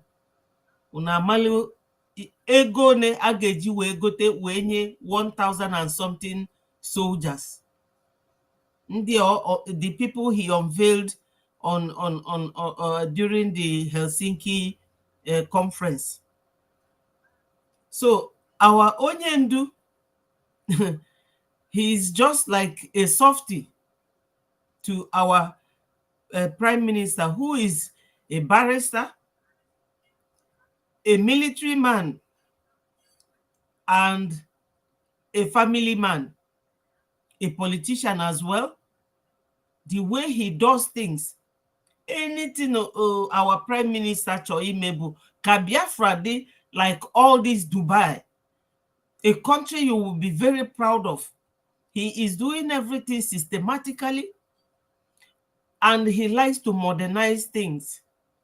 You know, he does things in accordance with what Onyendu wants, but with speed, without all this Ndinzama. Those who sold him, they are not even talking about Onyendu's release. Oh, anytime they will be telling you, if anybody picks call from that thing in Finland and gives to any commander, he will be executed. That is the only thing Chinasa Nworu knows how to do best, or the DOS in general. But this is a man who will sit here with his cabinet members, plan to do something, and they will do it. Anybody that watched that Finland, that very day, I almost went crazy, because my head was swelling up every minute. How he organized everything with his cabinet ministers. And this is just a tip of iceberg, because when the real Biafra will come, everybody will be filled with goosebumps, because our prime minister, he is coming with good intention, you know. So we are going round and round to make everybody understand that we have something at hand and that thing has to be moved forward. Because those people in Lagos, if you know how much they have lost to Yorubas, uncompensated, if you ask them tomorrow to go and rebuild that house, you will know that they are all billionaires. Another money will come out. But they don't want to apply even $1,000 or $500 to what we are doing. To achieve Biafra is not by making noise or by living 24 hours on the internet. It is by, you know, this is what it all requires. And this preaching, we are doing it because we have to do it, but we don't need to be preached to because we are seeing it.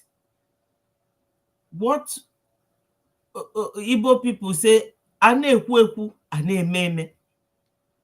Thank you, Ada. You are seeing what he's doing. You don't run up. You don't cap up the story with that. Ane-ekwu-ekwu, ane-eme-eme. Thank you so much. Thank you so much. Thank you, my people.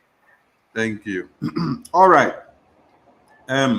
Objectively, we want Biafran people and lovers of freedom and those watching us to understand the reasons why you need to support what we are doing. The reasons why you need to remember Simon Ekpa, BLA, and BRGIE, and all the armed forces of Biafra. And then, if you were seated on the fence, you come down. You bring all that you have. Because if a president of a country is telling you that it is the will of God that those women and children were bombed, be it that they were terrorist women and children, be it that they were wives of terrorist women and children, be it that they were men of terrorists, be it that they were Christians or non-Christians, be it that they were Biafrans or non-Biafrans, the fact that they had no weapons on them is against the rules of engagement. So if a president of a country is telling you that military is bombing these people, that it is the will of God, we want this same president and everything that answers Nigeria to understand that Biafran Liberation Army, Biafran Republic government in exile and de facto in the government, fighting for the release of Mazi Nnamdi Kanu, and also destroying this same terrorist military that he's talking about, that it is the will of God also for us to destroy them. Because we will not fold our arms and then wait and see this is will of God of military terrorists going to kill women and children in another place. Then we will allow him to send the same women of God, of military and army, to come and kill our own women and men and children. At the end of the day, then you come out and say it is the will of God. No! Which part of the Bible say that it is not the will of God for human beings to perish? No, the Bible talk. Oh, okay, but now that they want to quote their own part of the Bible, they say it is the will of God that the army terrorists had to bomb the women and children. Unarmed women and children, not just women and children, unarmed, people that had nothing to fight. They were not attacking, they were not in any situation or any way of advancing to go and attack. They had no knives, they had no guns, they had no sticks for you to say, oh, when we saw them from the microscope, we projected and saw that they had arms and ammunition in their hands. But they did not have anything. You bombed them. It is not the first time. It is not the second. This has been happening since 2017 to this very day. So tell me if you are still on the fence and you're not waking up to come to the understanding that if a president of a country is already backing up what the terrorist army did in Kaduna, why wouldn't you come down to come and support Biafra? Mas, you go carry the mic. Let me put this thing on the screen as you bring it. Yes, it is the will of God, though. Only in Nigeria that this kind of thing will be the will of God. You see, that same Kaduna where they bombed barely 1 week,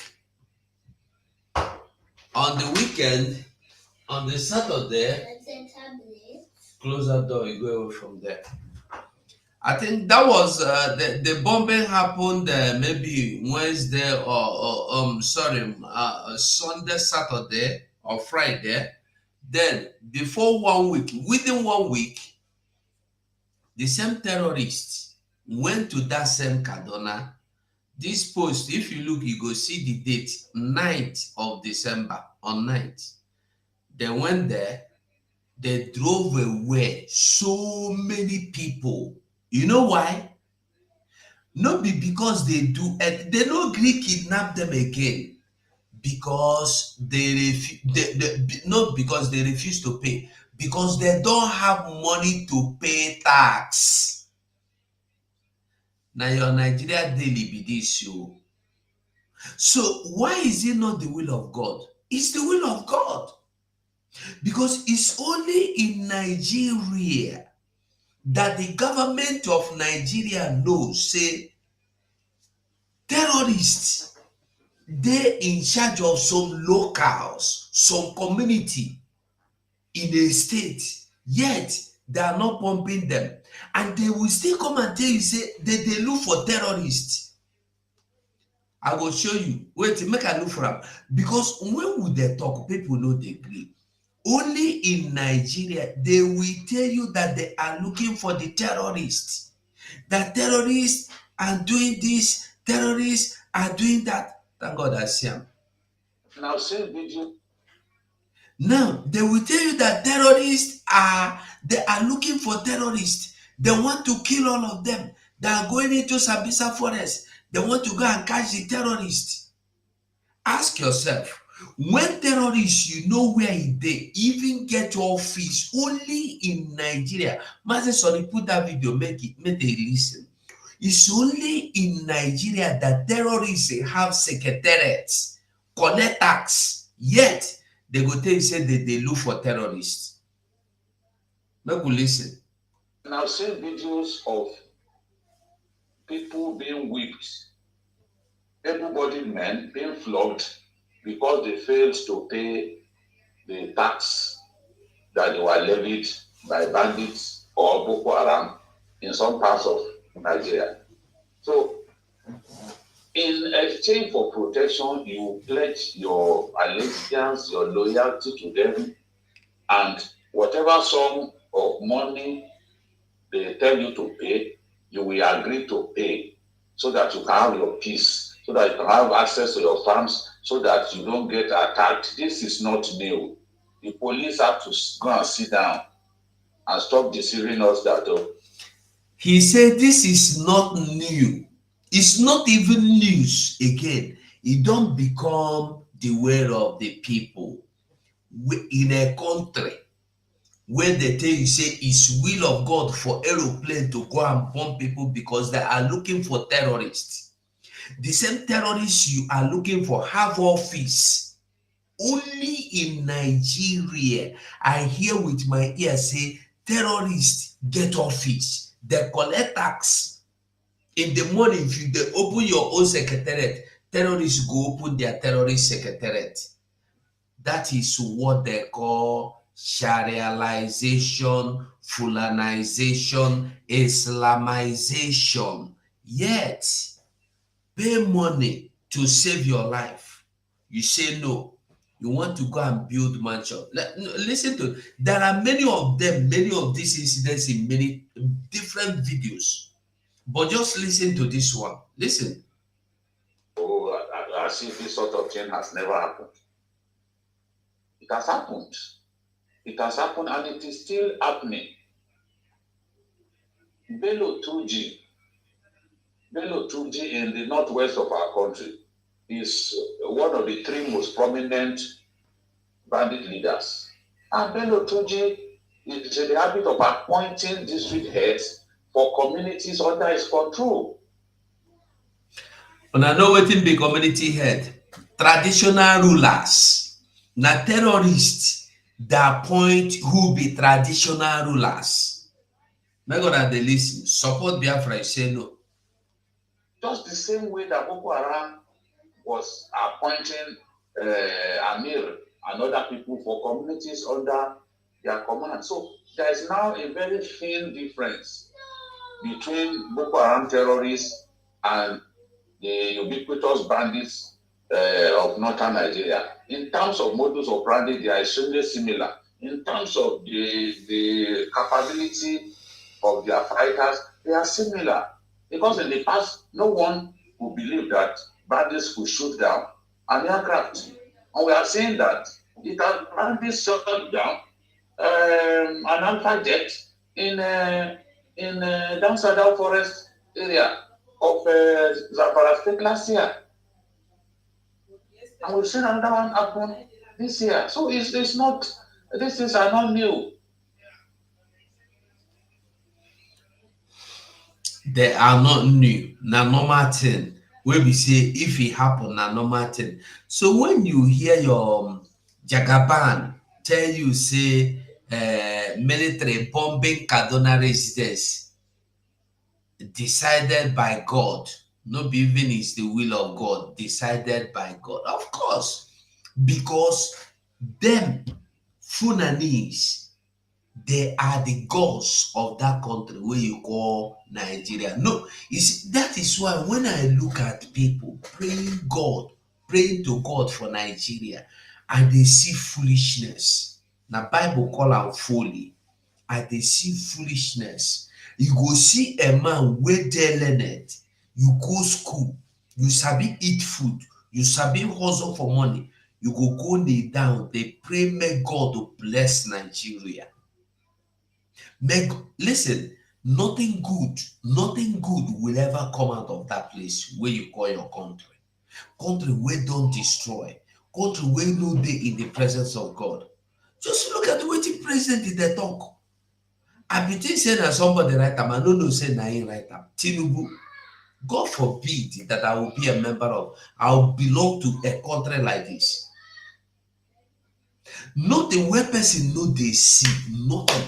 Only Nigeria pardons terrorists, reintegrate them into society, employ them to become governors, presidents.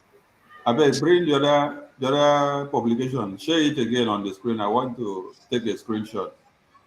The other one you put before that publication of Daily Post. Continue your talk.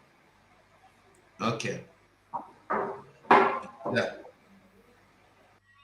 Is that so? When we talk, people know they agree, people know they listen. How can a president of a country, you call them, I don't know when a country on a country, how can a president of a country open mouth say the people where you bomb? And by the way, I saw another one. I don't know who posted, whether na PM. I did busy throughout today. I said, me say, let us leave Kaduna. We have dwelled too much on Kaduna bombing. We have to move on. Of course, you have to move on. They have bombed the people. Why are we hammering on this? We know be Kaduna people. No. We know be their brothers. No. But I want you to know the meaning of Sharialization, Fulanization, Islamization. Is bombing Kaduna, you paying tax to terrorists, and when you don't pay, you be ready to run away from your community. Like a video I saw in Kenya, they come to one community, they will ask all the people in that community, are you ready to give your life to Islamization or no? If you say no, they give you 24 hours to pack out of that community. And when they secured one community, they will move into the next community. This is the strategy they are using to make sure they push everybody out of the community. And we are here. We don't want to fight for our freedom. Like my sister said before, if you ask all these people, fools, that their houses were demolished in Lagos, to pay money for another plot of water, not land, for another plot of water so that they could fill and build their house, they will pay. but sponsor their freedom. Where are you going to run to?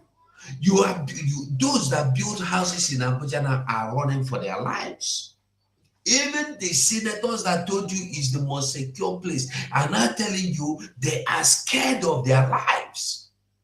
They kidnap anybody, everybody in Abuja. No way to hide, no way to run to, no way to go unless you build. Listen, the best place to be and stay is your own house. If you build very well, build your house very well, you will be sure that if you are inside the house, nothing will happen.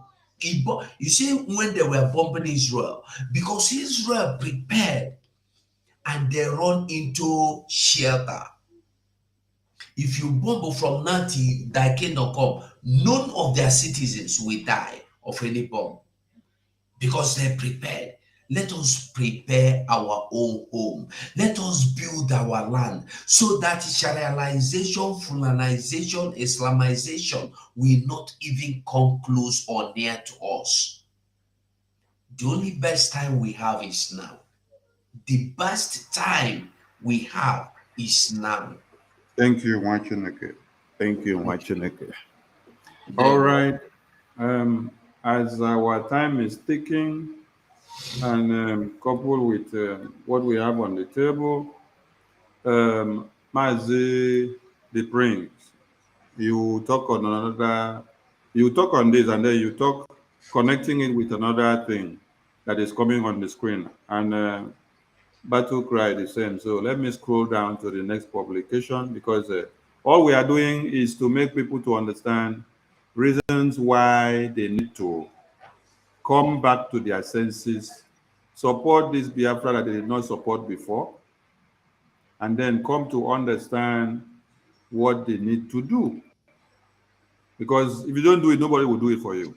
Now, with the previous post that we had up there before, plus this one now, Mazi the Prince, you can see what is on the screen.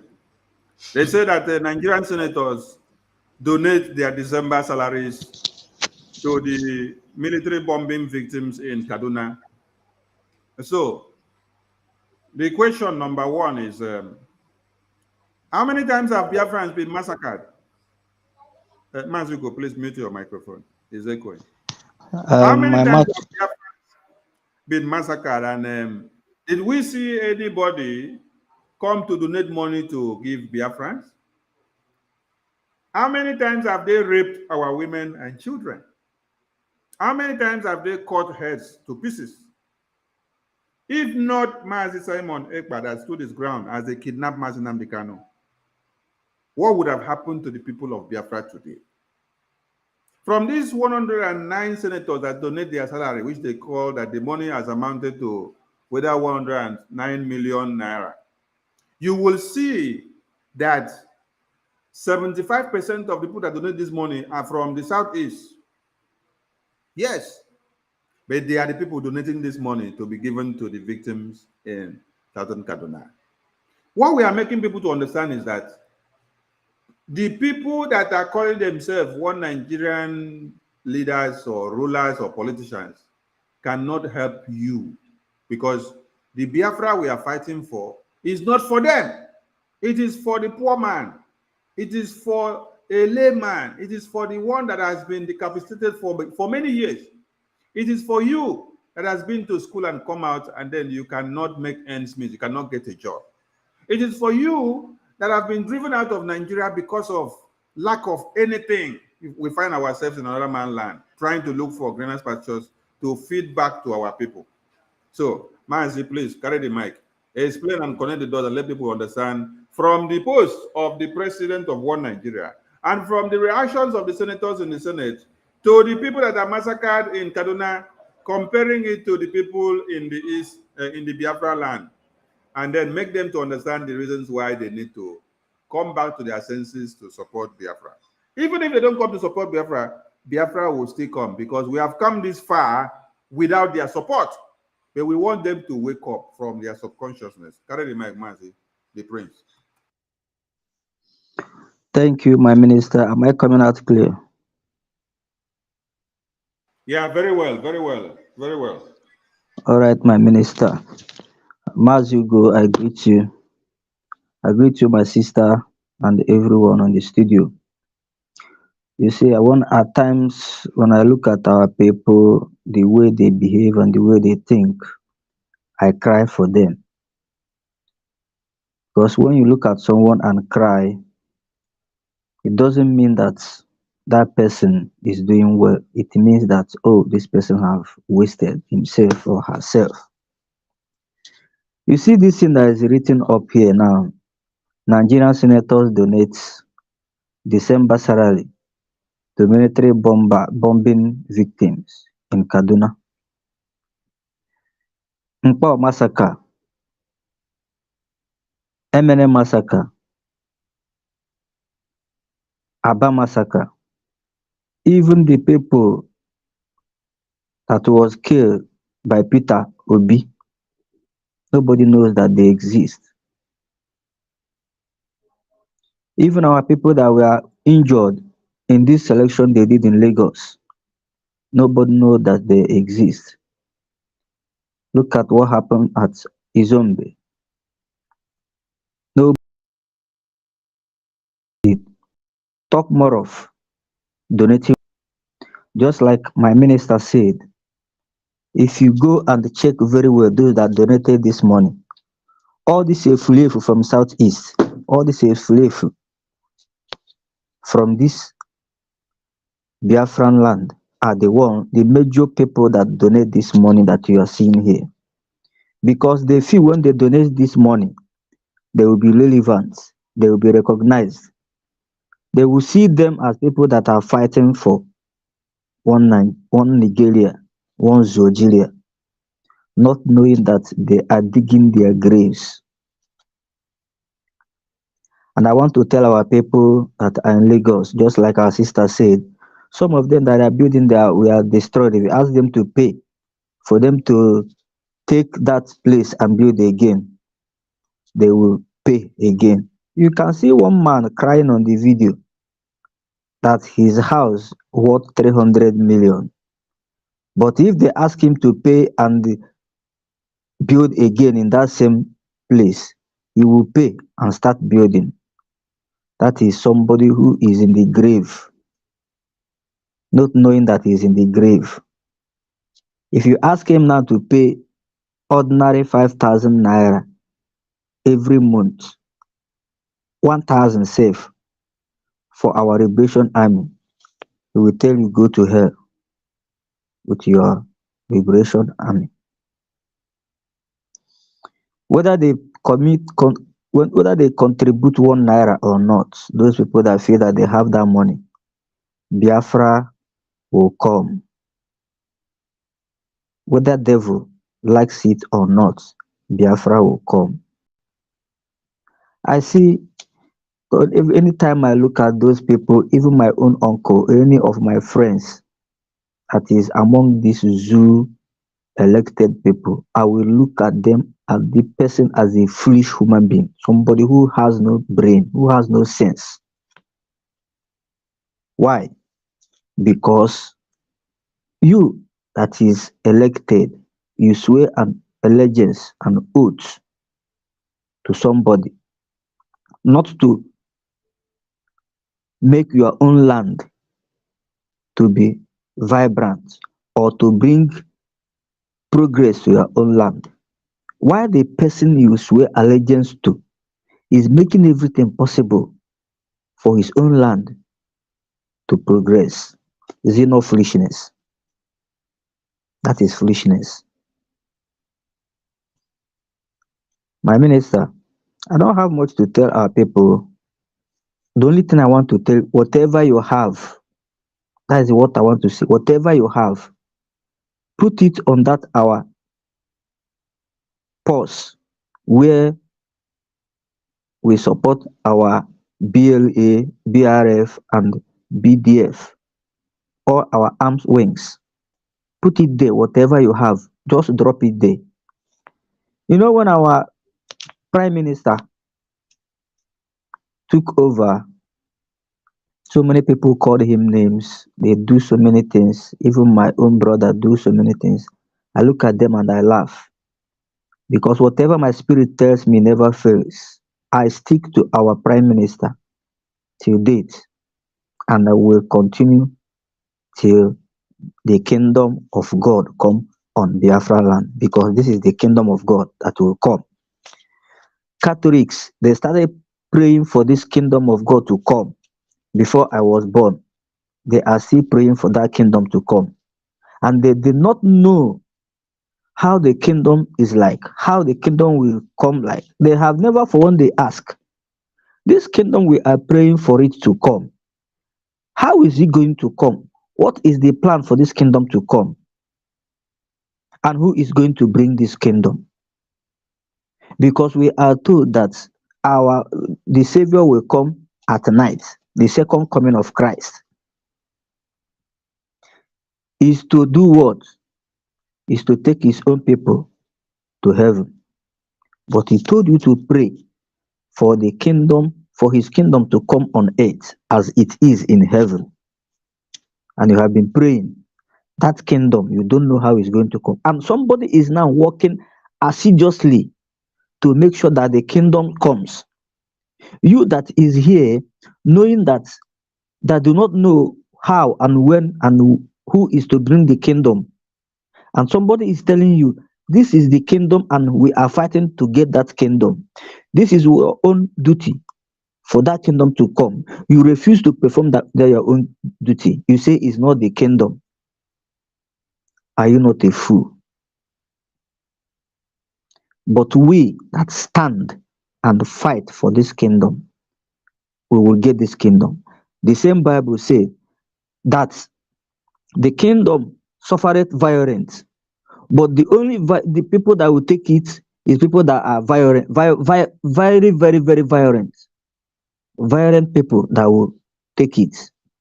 So we don't need to use kid glove and treat the kingdom of Satan, the kingdom of evil that is Nigeria.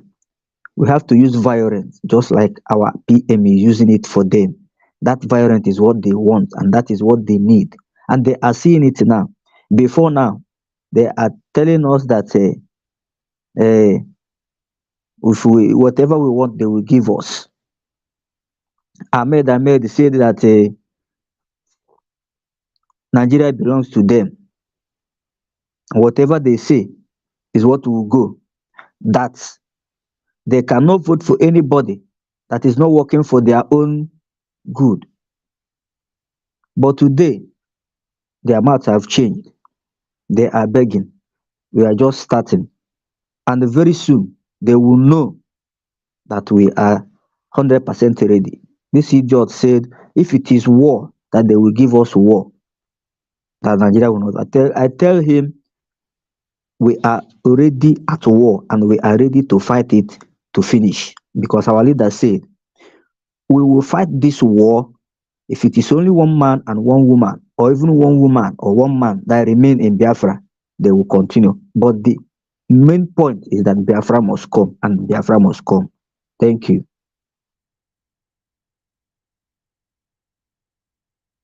Thank you, Mwachineke. Battle cry, carry the mic, please.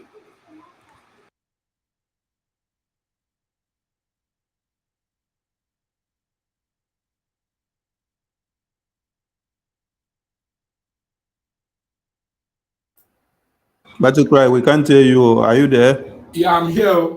Yeah, good Okay, evening, carry the sir. mic. Good evening again from here, and thank you again for giving me another opportunity to talk. I'm seeing something on the screen here, which is so disturbing to understand or to fathom what these guys are talking about the donating their salaries to the victim of.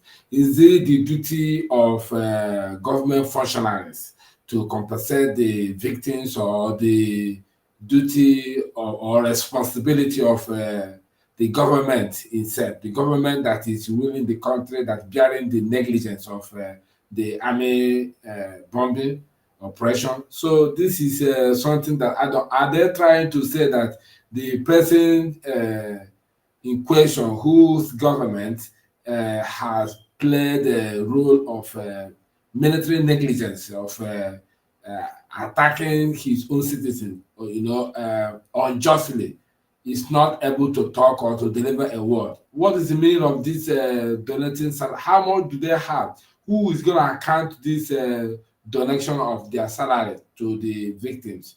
Like you said before, I wouldn't be surprised if is the Southeast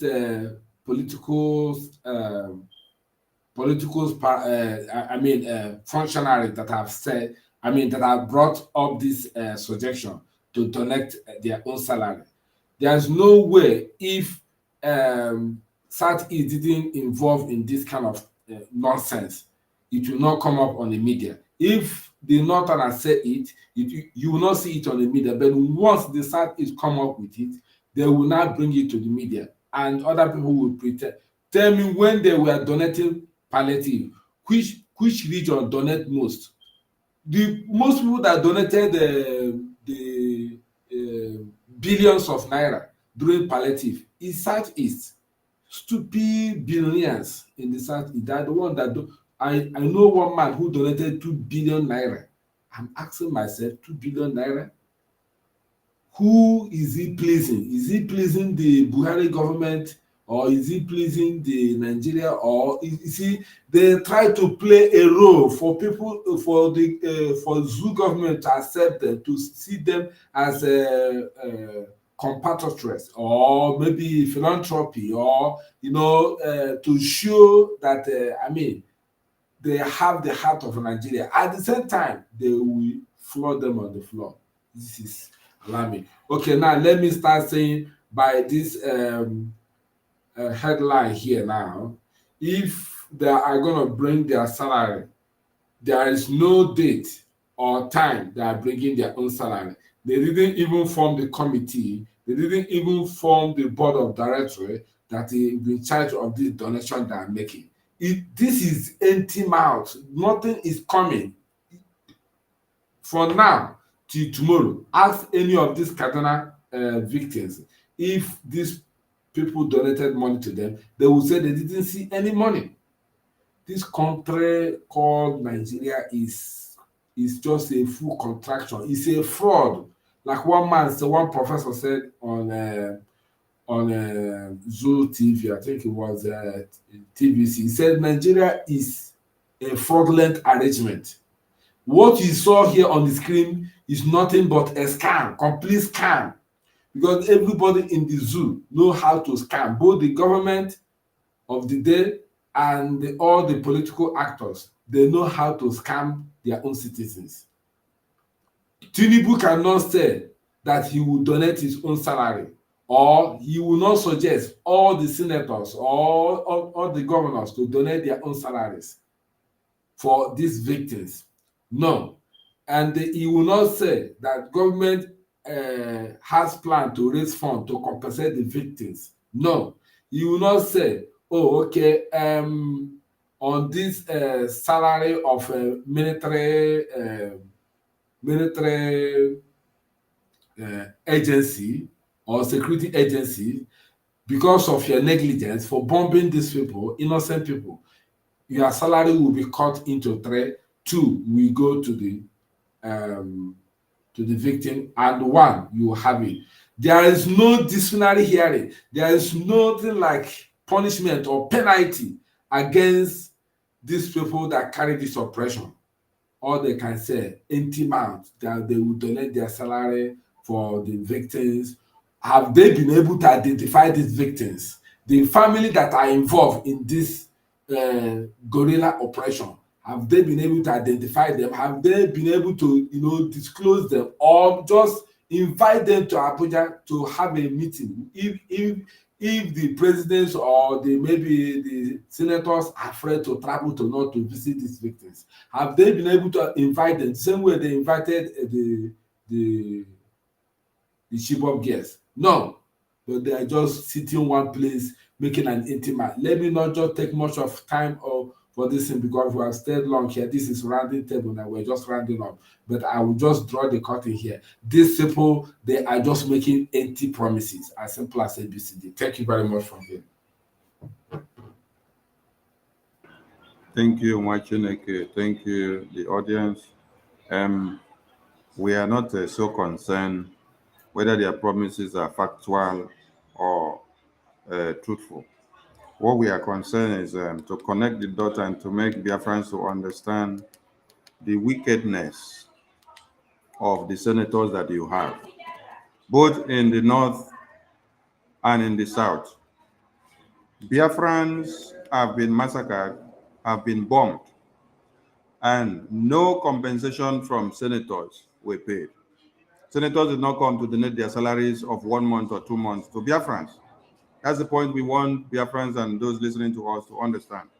Whether they pay the money or they don't pay, almost all the money you hear the court of one Nigeria pronounce and say you have to pay as damages to so person that you have detained in detention for years. Most of them are not paid. But this one, it is the senators of the National Assembly that unanimously come together and said they are going to donate money to these people, and they are donating their December salaries. We want Biafrans to understand the wickedness of how you are treated differently in one Nigeria. As a Biafran from the Biafran region, as a Southerner from the Biafran region and also from the Tutuwa region, your case are treated differently. And these are the reasons why we want you to understand that you must come to support Biafra and to support BRGIE, because that is your only solution. That is the only thing that will save you, because your cases are not put on the table to discuss or to see betterment for anywhere or anyhow. But when it involves other people in other places, you can see people running helter-skelter. That is the point we want people to understand. So your freedom as a Biafran is in your own hands. The senators cannot help you. The chiefs of armies cannot help you. Your governors cannot help you. Your ministers cannot help you. Your commissioners cannot help you. Your chiefs cannot help you, because they collect red, yellow, brown, and black and devilish envelopes contained with money. The only thing that can help you is BRGIE and Simon Ekpa leading as the Prime Minister. So you must throw in your support and come back to your senses. Whether they pay the money or they are doing scam is not our problem. We just want to establish the fact that the wickedness here is against the Biafran people. But when it involves the Northerners, they will throw every support.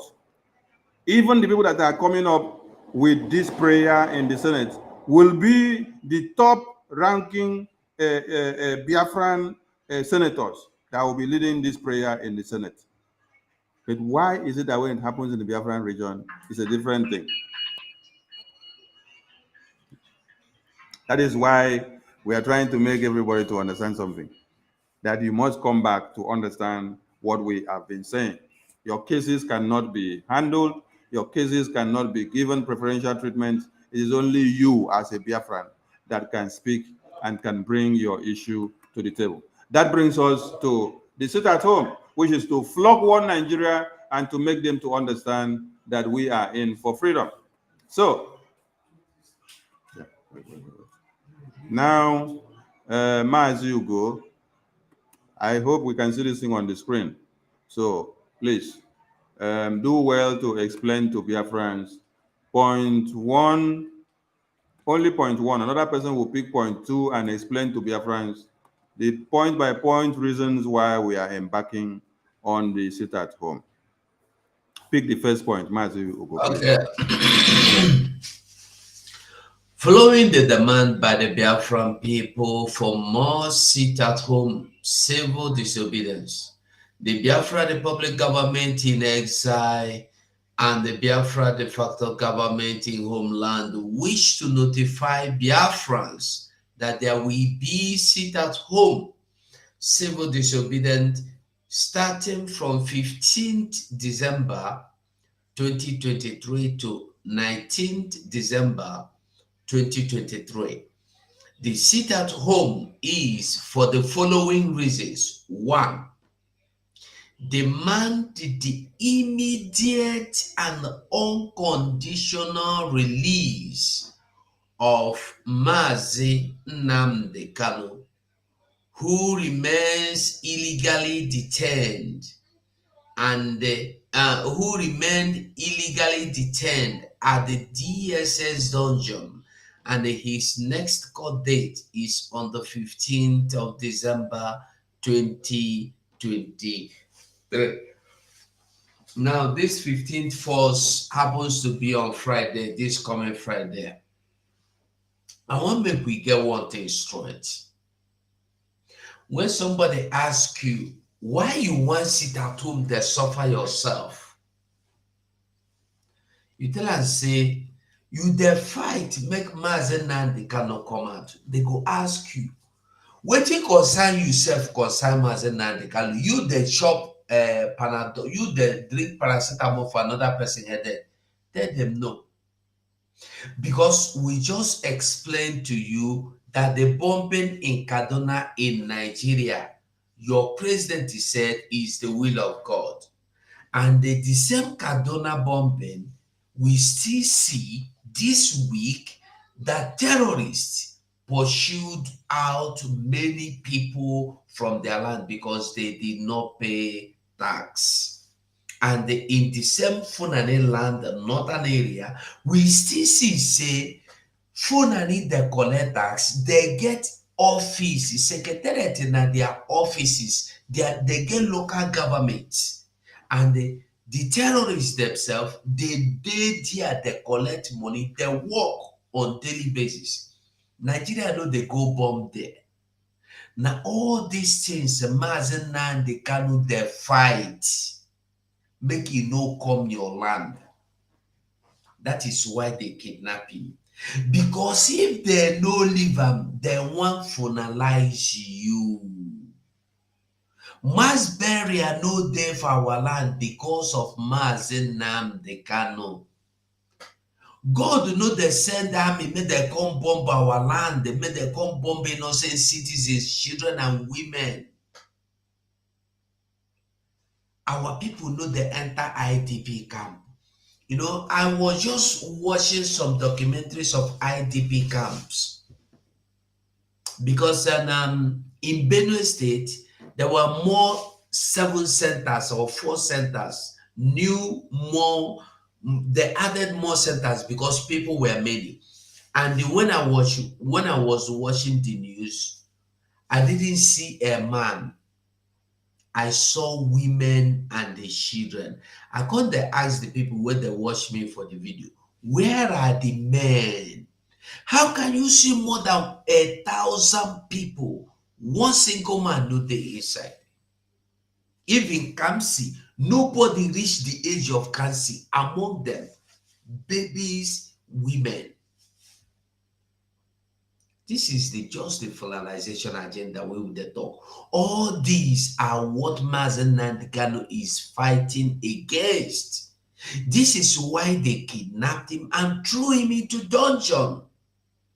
Now, whether it's in DSS, so like Ohaneze and some governors are gathering to say it is better you keep him in Kuje. We are not demanding that you remove him from DSS and put him in Kuje. We want him free, total freedom. Then we want make him be. We no want conditional freedom. No, we no want bail because he no do anything.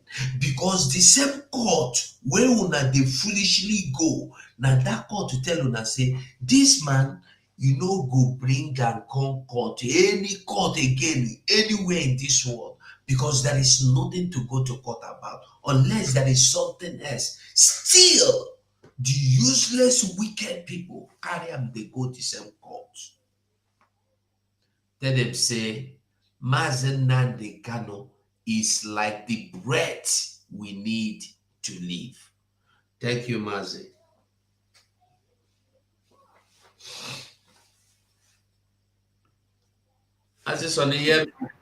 Yes, I hear you. Thank you, Wanchineke. Ada Biafra Betty, you have to deal with the second point. The second point on that memo. Take the second point and deal with it, please. Thank you. Okay. Hello, my people, once more. Please just give me 1 minute before I carry on.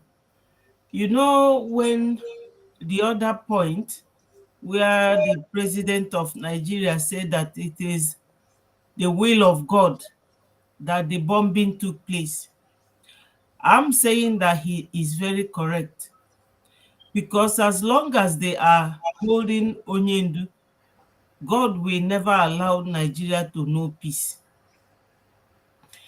So, in dealing with this second point, the demand from our prime minister, you know, from the zoo government, based on what is coming up, one of them is to protest against Nigeria being officially addressed as an Islamic state by the United Kingdom government, as recently pronounced by the UK Secretary for Foreign, Commonwealth and Development Affairs, Lord David Cameron. This is happening while Biafrans are not Muslims and can never be. You all know that Nigeria, after the war, we have all been living together with one another.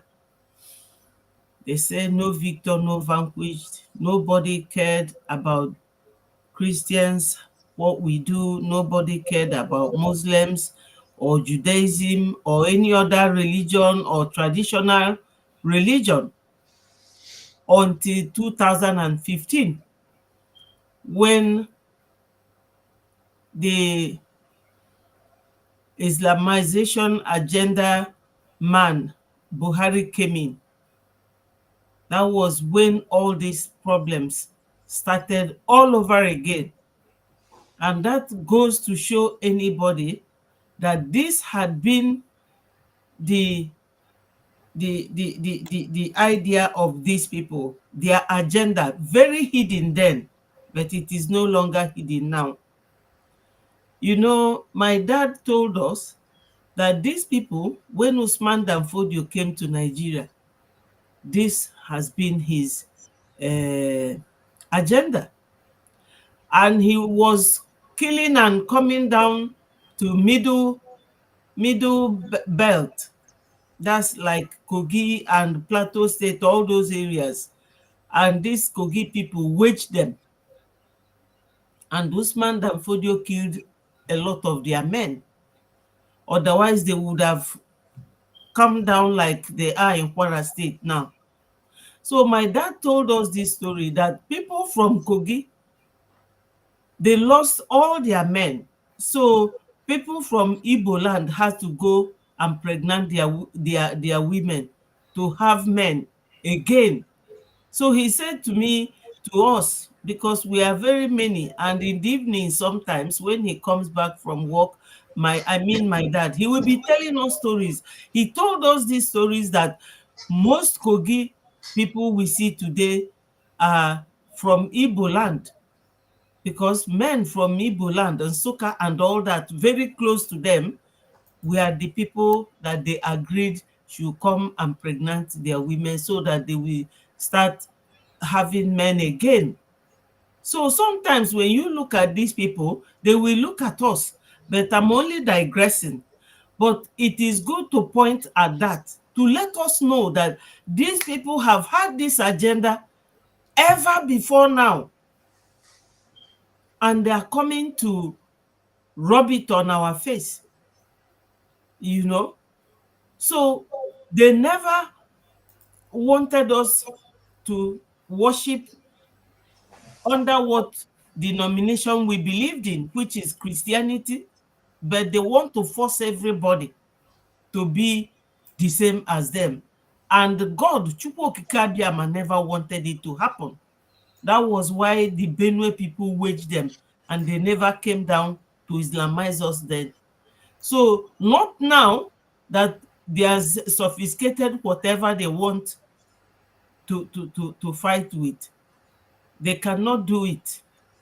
And you know, my dad said that, look, Igbos, we are in the center. That no matter where you come from, you can never defeat the Igbo people at war. And I believe it. The Southeast, we are at the center. So they cannot defeat us. But that does not mean that our UK colonial masters or new colonial people will not give heed to the fact that Nigeria is bilateral, religious wise, because there's full is Islam, there's Christianity. Nigeria cannot be addressed by any means as a Christian country. Thank you, Ada Yeah. Biafra. Thank you So so thank much. you. Yeah. Thank you so much. All right. Battle Cry, you have to deal with point number 3 and point number 4. And let me throw a light for you. During the Biafra Helsinki self-referendum convention, which we had, the BRGIE and the de facto government in the homeland unveiled a database system for the Biafran people, where we can collect data of Biafrans and then process and do everything to back up and to defend Biafrans in any countries that they find themselves. And it is through this database collection system that every documentation of Biafrans will be coming out from.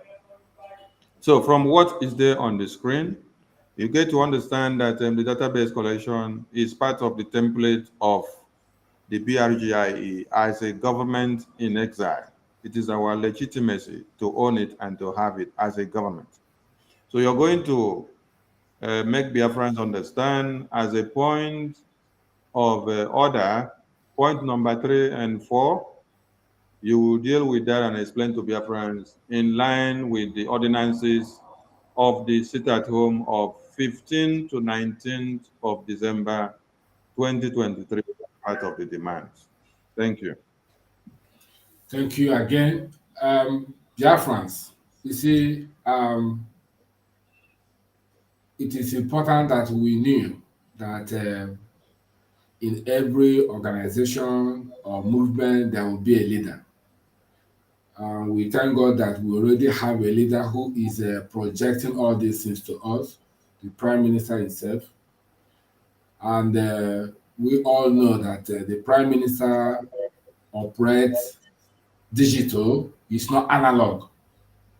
For him to come up with this idea in preparation of Biafra government data collection by Biafra self-referendum, that one alone comprised of digital network. So he came up with an idea of to digitalize Biafra. This is not the issue of when you say you want to go and vote, someone will say, take a paper, sign, and thumbprint, then you go. No, this one is not all about paper or maybe some kind of documentation manually. No, there will be a documentation, but documentation must be digital. Digital in the sense that when you doing anything about database, you have to be electronically. Electronically is that when someone do something here, when you go to the government server, you will see what that person did. Anywhere in Biafra land, anybody commit or did anything, the information must be shown on the data on the central database of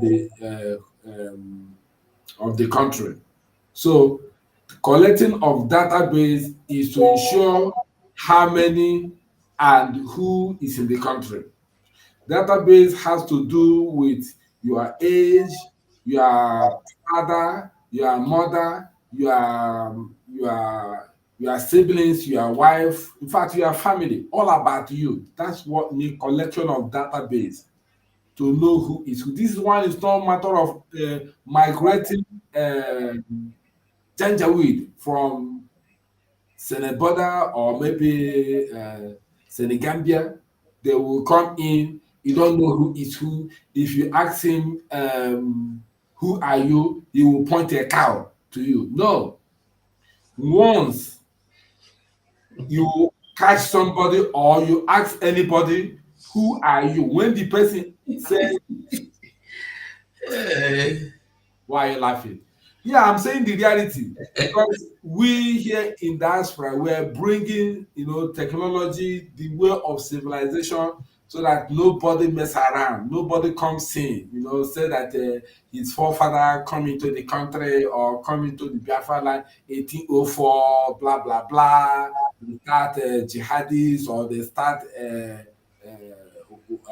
what do you call it? Uruka. No. It's not going to happen. Even to do your own business in Biafra land, it must be digitalized. It must be in the database. It must be in the national server.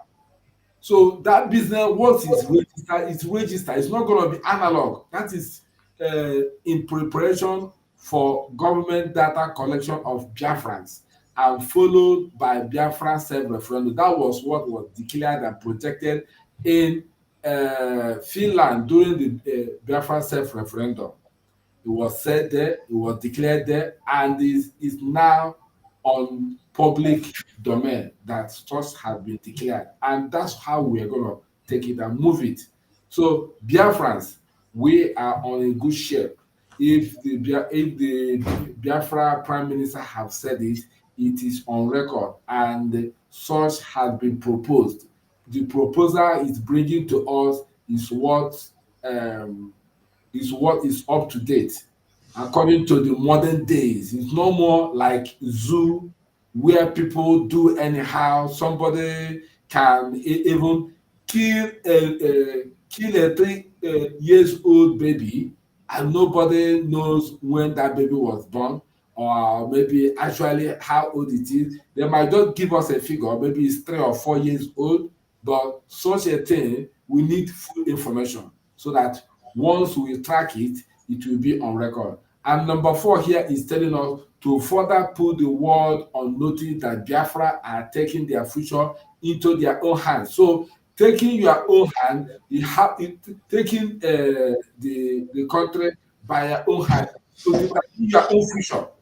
You don't expect someone who come to create a country that he did not form to say, oh, that he colonized you, whereas he didn't colonize you. If you ask the person who colonized you, he will not tell you the date or the year which he colonized you, which is a very total contraction. It can never happen in Biafra. So we are taking our destiny, taking our future at our hand, and to prove to the world that yes, we can do it. Since we come up to project this kind of idea, project this kind of ideology, that we are taking it at hand, it means that we are well to do. Our proverb, to conclude the whole matter, when a child is crying and pointing hands somewhere, if his father is not there, his mother is there. That is why we are taking our own future at hand. Thank you very much, dear friends.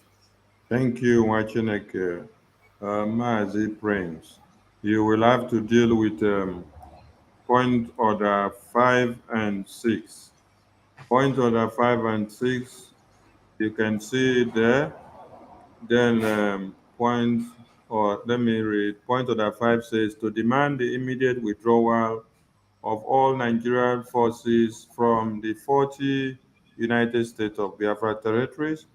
Then point number 6, to demonstrate that the Biafran Republic government in exile and Biafra de facto government in the homeland remains the only legitimate government to whom the Biafran people listens to and are loyal to. So, Mazi the Prince, you pick the mic. Point order 5 and 6. Thank you. Thank you, my minister, for information.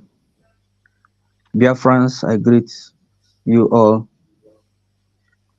The number 5 in our sit at home that will start on 15th to 19th of this month of December. The number 5 said, the demand, bring it down a bit, you have taken it up. Yeah, the demand to demand the immediate withdrawal of Nigerian forces from the 40 United States of Biafra. You see, this demand is top-notch. This is one of the things our leader has been hammering for before he was kidnapped. These people have become menace in our land, claiming to be security men or military men. They have been the one kidnapping people. I tell you, my in-law was kidnapped last month. The people that kidnap him are soldiers. I can come out in the live TV and say it. They are all soldiers that kidnapped him, which we paid 5 million naira to release him. If you see anywhere they are kidnapping, a pole to that place is checking point for soldiers and policemen. And those checking points, they stop our people and correct some of them 100, from 100 to up. Some 5,000, some 1,000, some 3,000, some 500, some 500, 200, 100 naira. They don't collect 15 naira. When you give them 15 naira, they will give you slap. That is bigger than 15 naira. So these people are not securing our lives. They are instead robbing us. They are armed forces, armed terrorist forces in our land. So the previous state they are guiding is Nigerian state, which are no more. We have digitalized them. They are no longer in existence. What we have now is United States of Biafra, which we don't need them, and they need to leave our states and go to Nigerian state. They can go to Abuja, they can go to Kaduna, they can go to Lagos, that is Nigeria. But here in Biafra land, we don't need them. That is number 5. Then number 6, to demonstrate that the Biafra Republic government in exile and the Biafran de facto government in the homeland remains the only legitimate government to whom the Biafran people listen and are loyal to.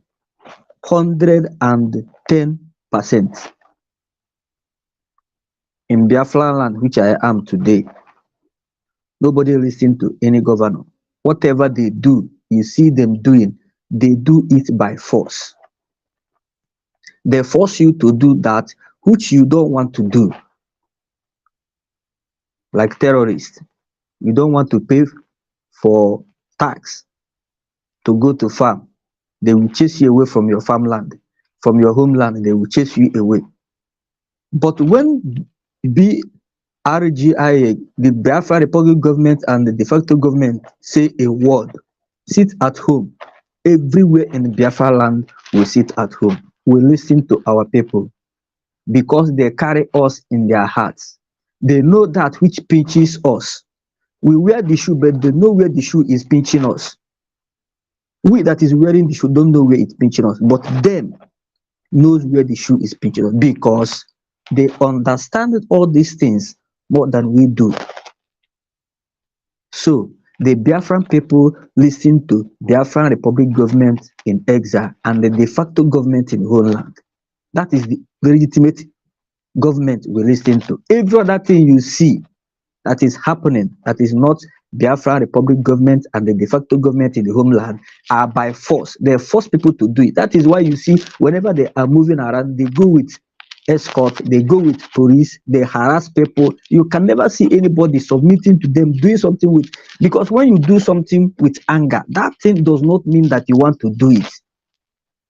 But whenever the Biafra Republic government says something, we do it with all heart, even though we are not we are in our home, not doing anything. We are happy at home, eating food, doing it with joy because we know what is in front is bigger than what we have passed.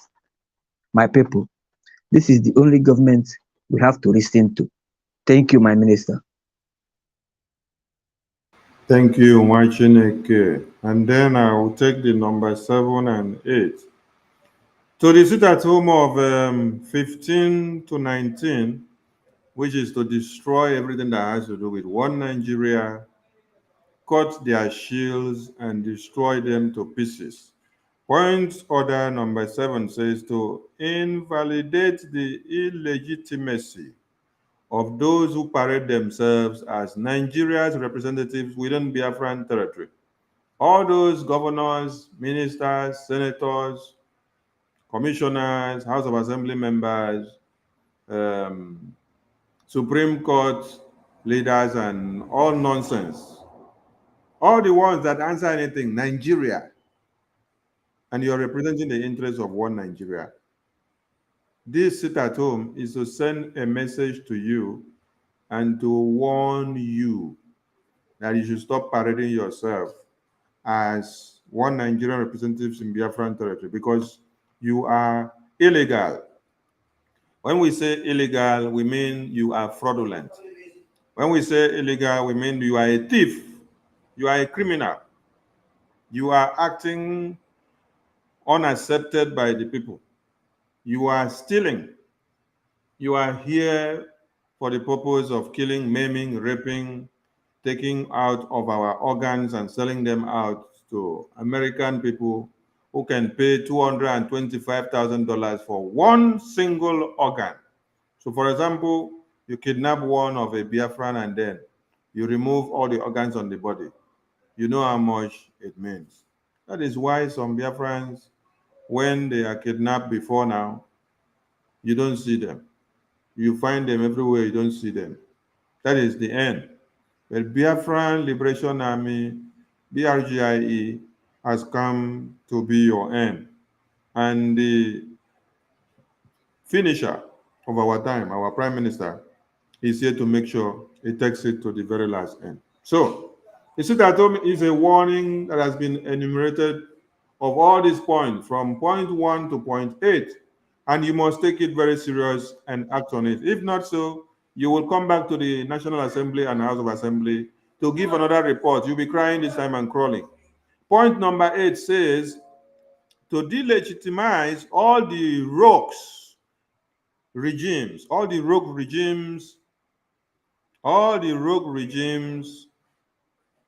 let's go down. The thing increase. Come down. All the rogue regimes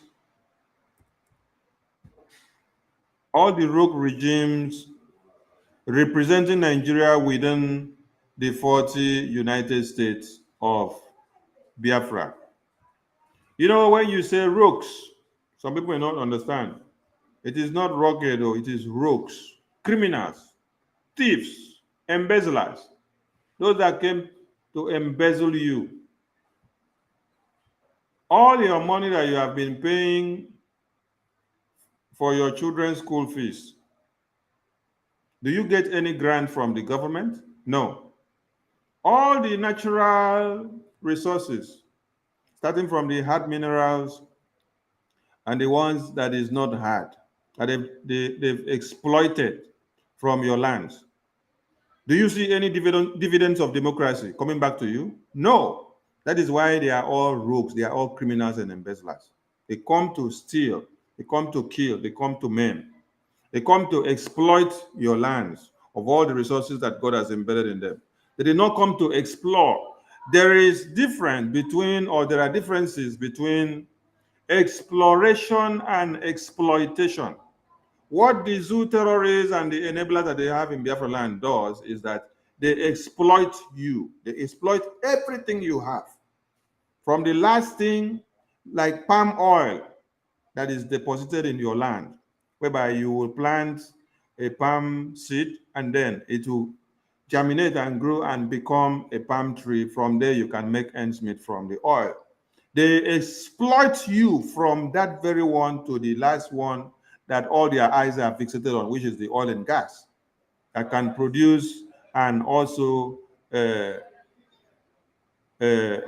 power aircraft. They exploit everything. Your lands where they do all this exploitation has become so deplorable that you cannot farm anymore. You cannot even go in there to do anything. Even water that was taken out from there for drink have all been contaminated.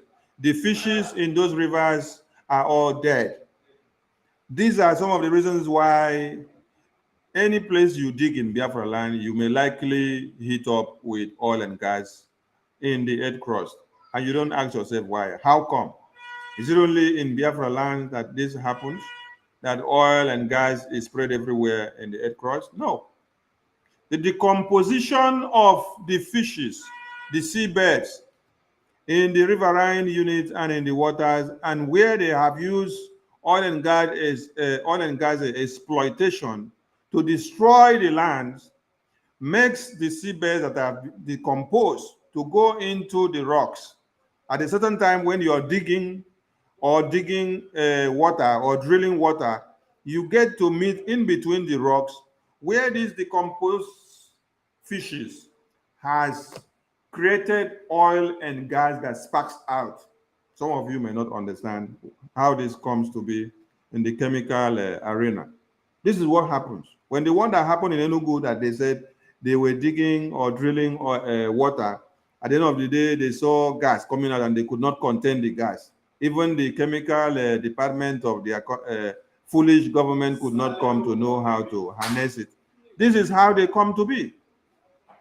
When you keep on destroying all the fishes in the riverine areas and in the ponds and the rivers and streams, you don't know what they go out to come to be at the end of the day. So, the dividends of democracy that you're supposed to have been felt, the rogues, the criminals that you have representing one Nigerian interest in Biafra land, have destroyed them all. So that is why we are here to make sure we cut their shields, cut their tails, destroy them all, move them out of Biafra land, so that the Biafran people can take their destiny in their hands, harness all the resources that they have, and then they can in turn speak back to their people and they will see what comes out of their lands. Do you know that in America and Europe and UK and other places, that because you have a baby, you have a grant that the government pays you back for having a baby for the country, because they know the importance of you having a baby for the country.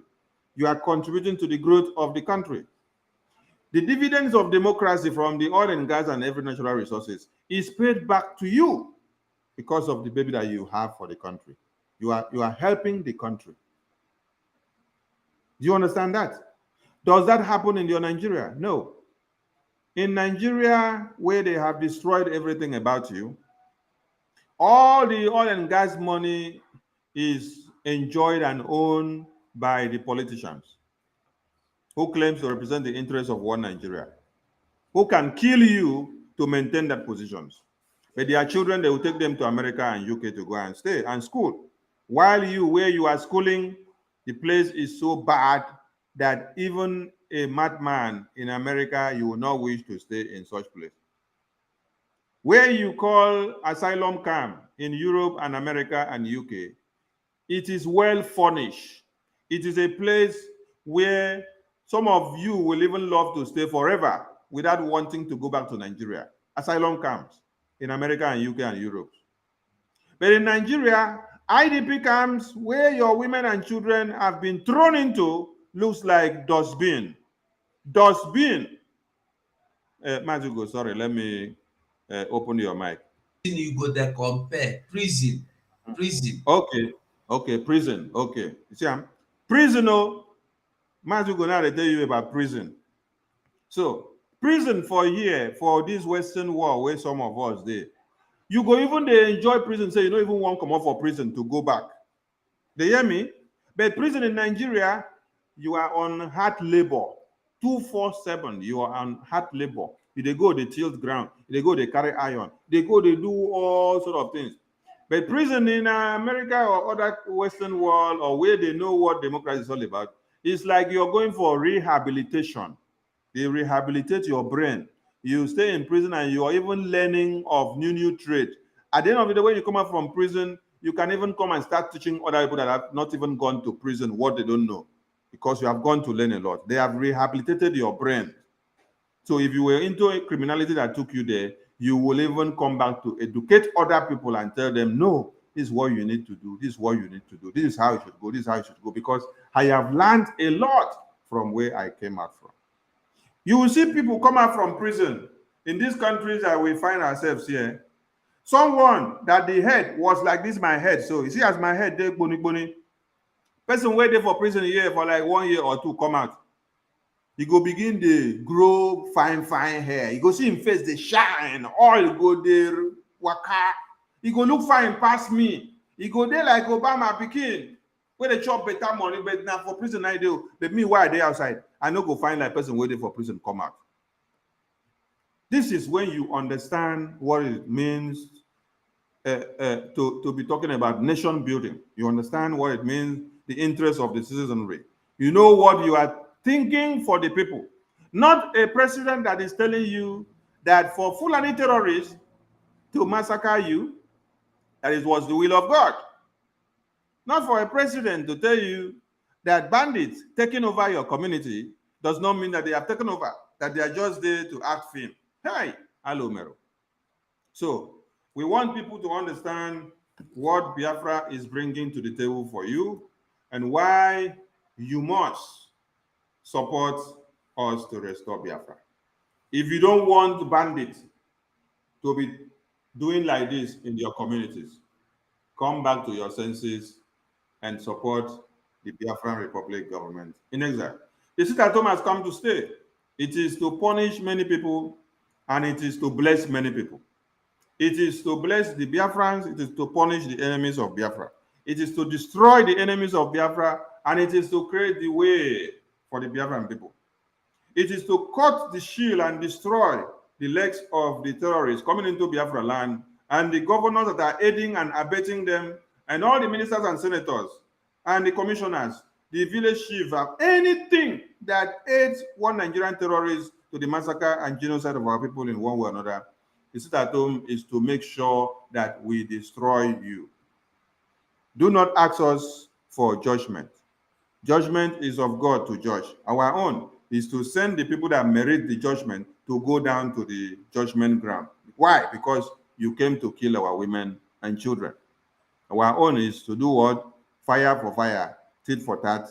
The WOTOWOTO will continue until Biafra is restored. We thank you all, Biafrans. Adhere to every instruction from our PM and do not be a scapegoat. Remember to observe and to continue 1 to 2 kilometers away from every checkpoint, secretariat, barracks, police stations, everything that has to do with one Nigeria. Stay away. That we don't strike a checkpoint today does not mean we will not strike tomorrow.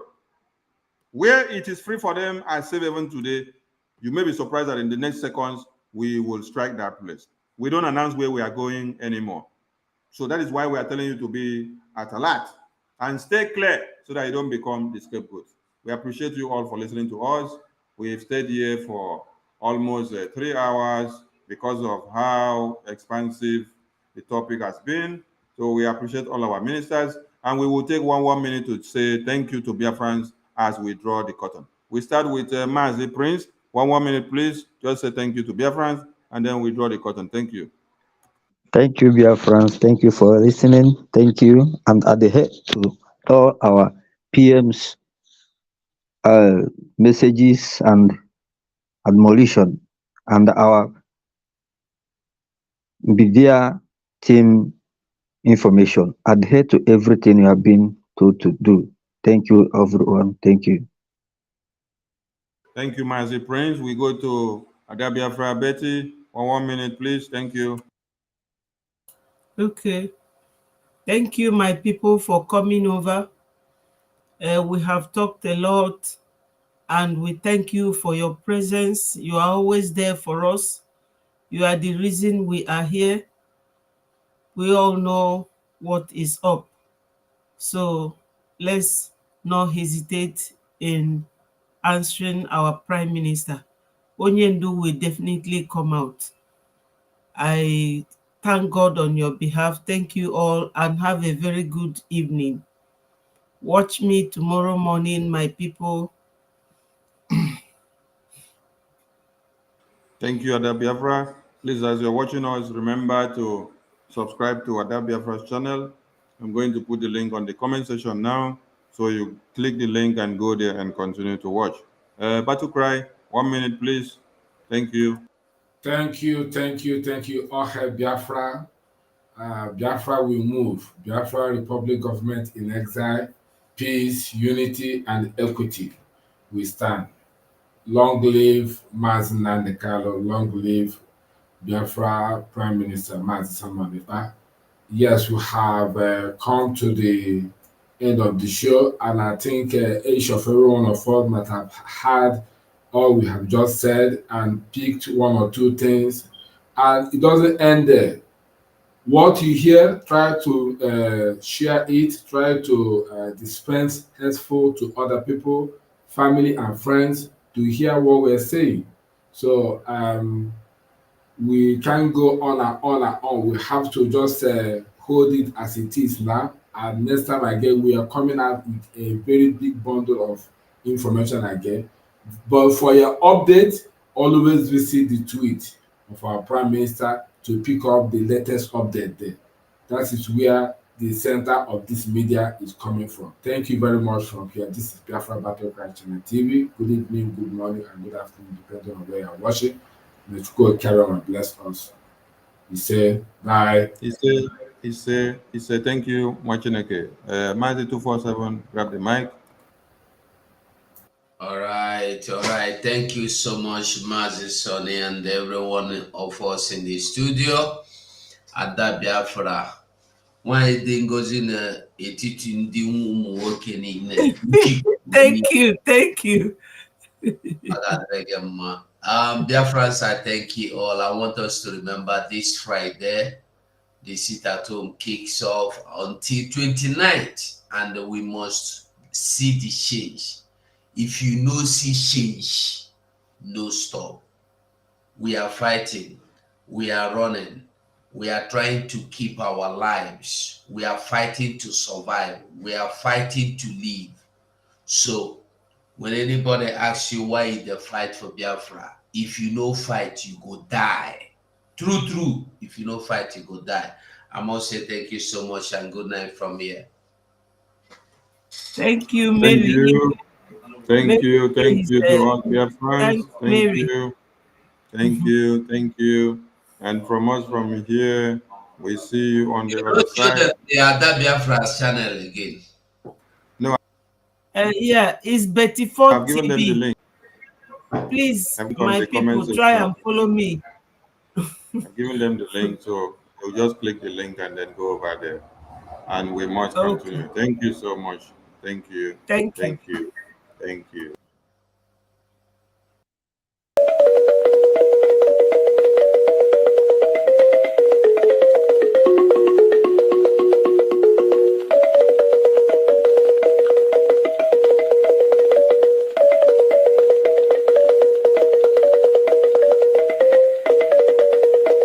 The governor of the state himself obeys the sit-at-home on Monday, and then the civil servants that work in government house obey the sit-at-home, and government shut down on Mondays. It means the real governor of Southeast is Simon Ekpa, ruling the Southeast from Finland. Those who are against secession, so to speak, their language, those who are against autonomy or freedom for the regions. The only time that Nigeria came close to attaining its potential was when everybody was on their own. Go and ask, consult your history books. Dr. Michael Alapa's economy was 40% every year, the fastest growing in the world. Awolowo performed the miracle in the West. When I mean miracle that you cannot hope to live what the man was able to do with ordinary cocoa. Transformed the entire West was transformed. Built the first stadium. Even the jungle with the Ahmad and the Fabalewa. Do you know what they did in the north? Go and look at the factories that they built. When people look back with nostalgia at what Nigeria could have been. They were looking at Nigeria when the regions had their own government, when the regions had their own embassies abroad. These are the things they don't teach you in schools. But if you are fortunate to be listening to us,